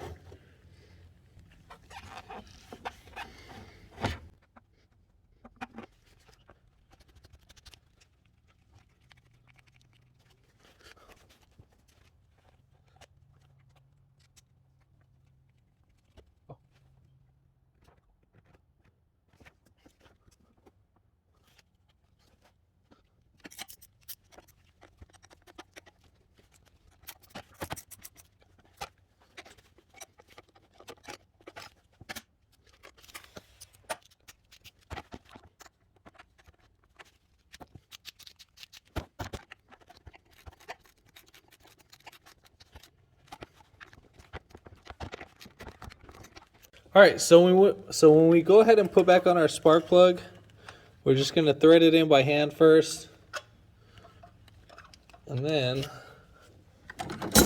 I'm just gonna kind of speed up the process. I'm just gonna lightly thread it in with the tool. So as soon as it stops me, then I'm gonna go a little bit more, about 18 foot-pounds, pull it right back out.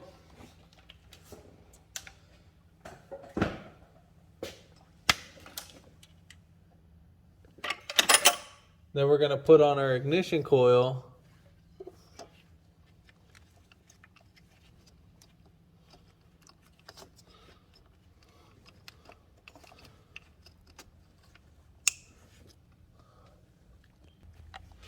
So then you're gonna go ahead and bolt it down.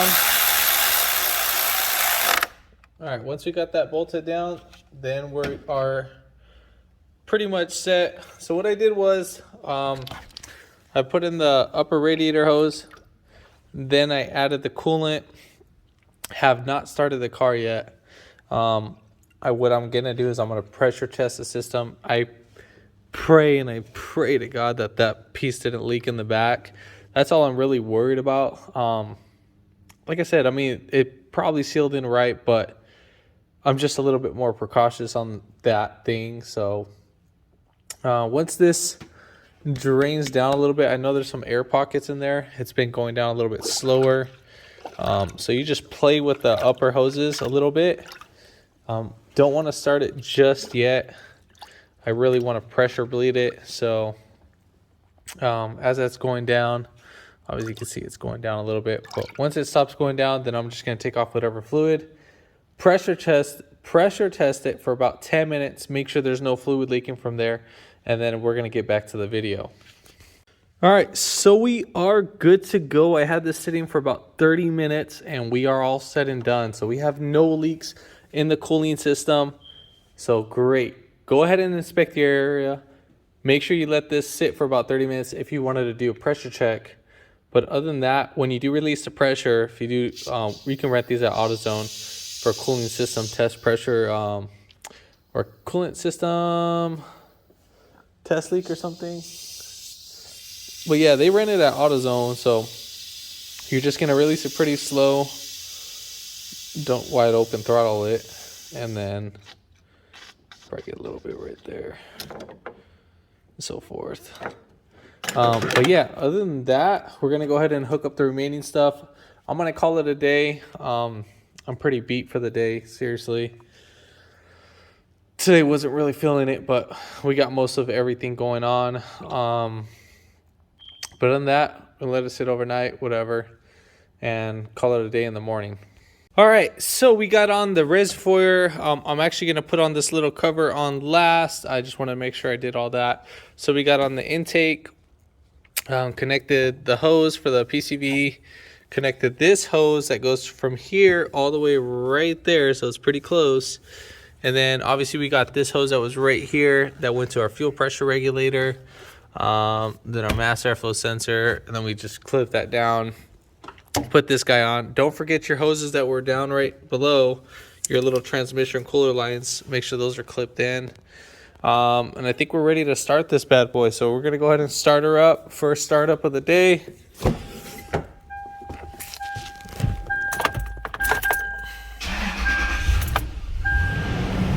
So first time it might start up a little bit rough, or it might start and stall.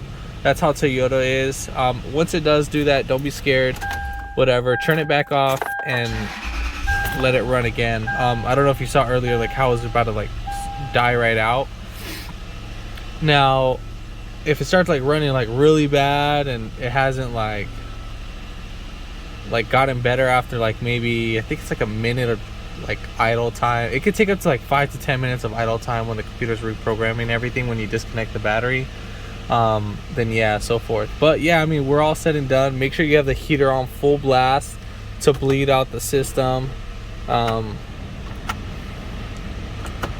see, yeah, we'll just get that temperature right up hot. Make sure you're at 80 degrees Fahrenheit or 90 degree or on high, and then you just want to feel that hot temperature. Keep an eye on the temperature gauge. But yeah, that's pretty much it. If this video helped you out, give it a thumbs up, comment down below if you have any questions, and hit that subscribe button for more upcoming videos in the future. And thanks for watching.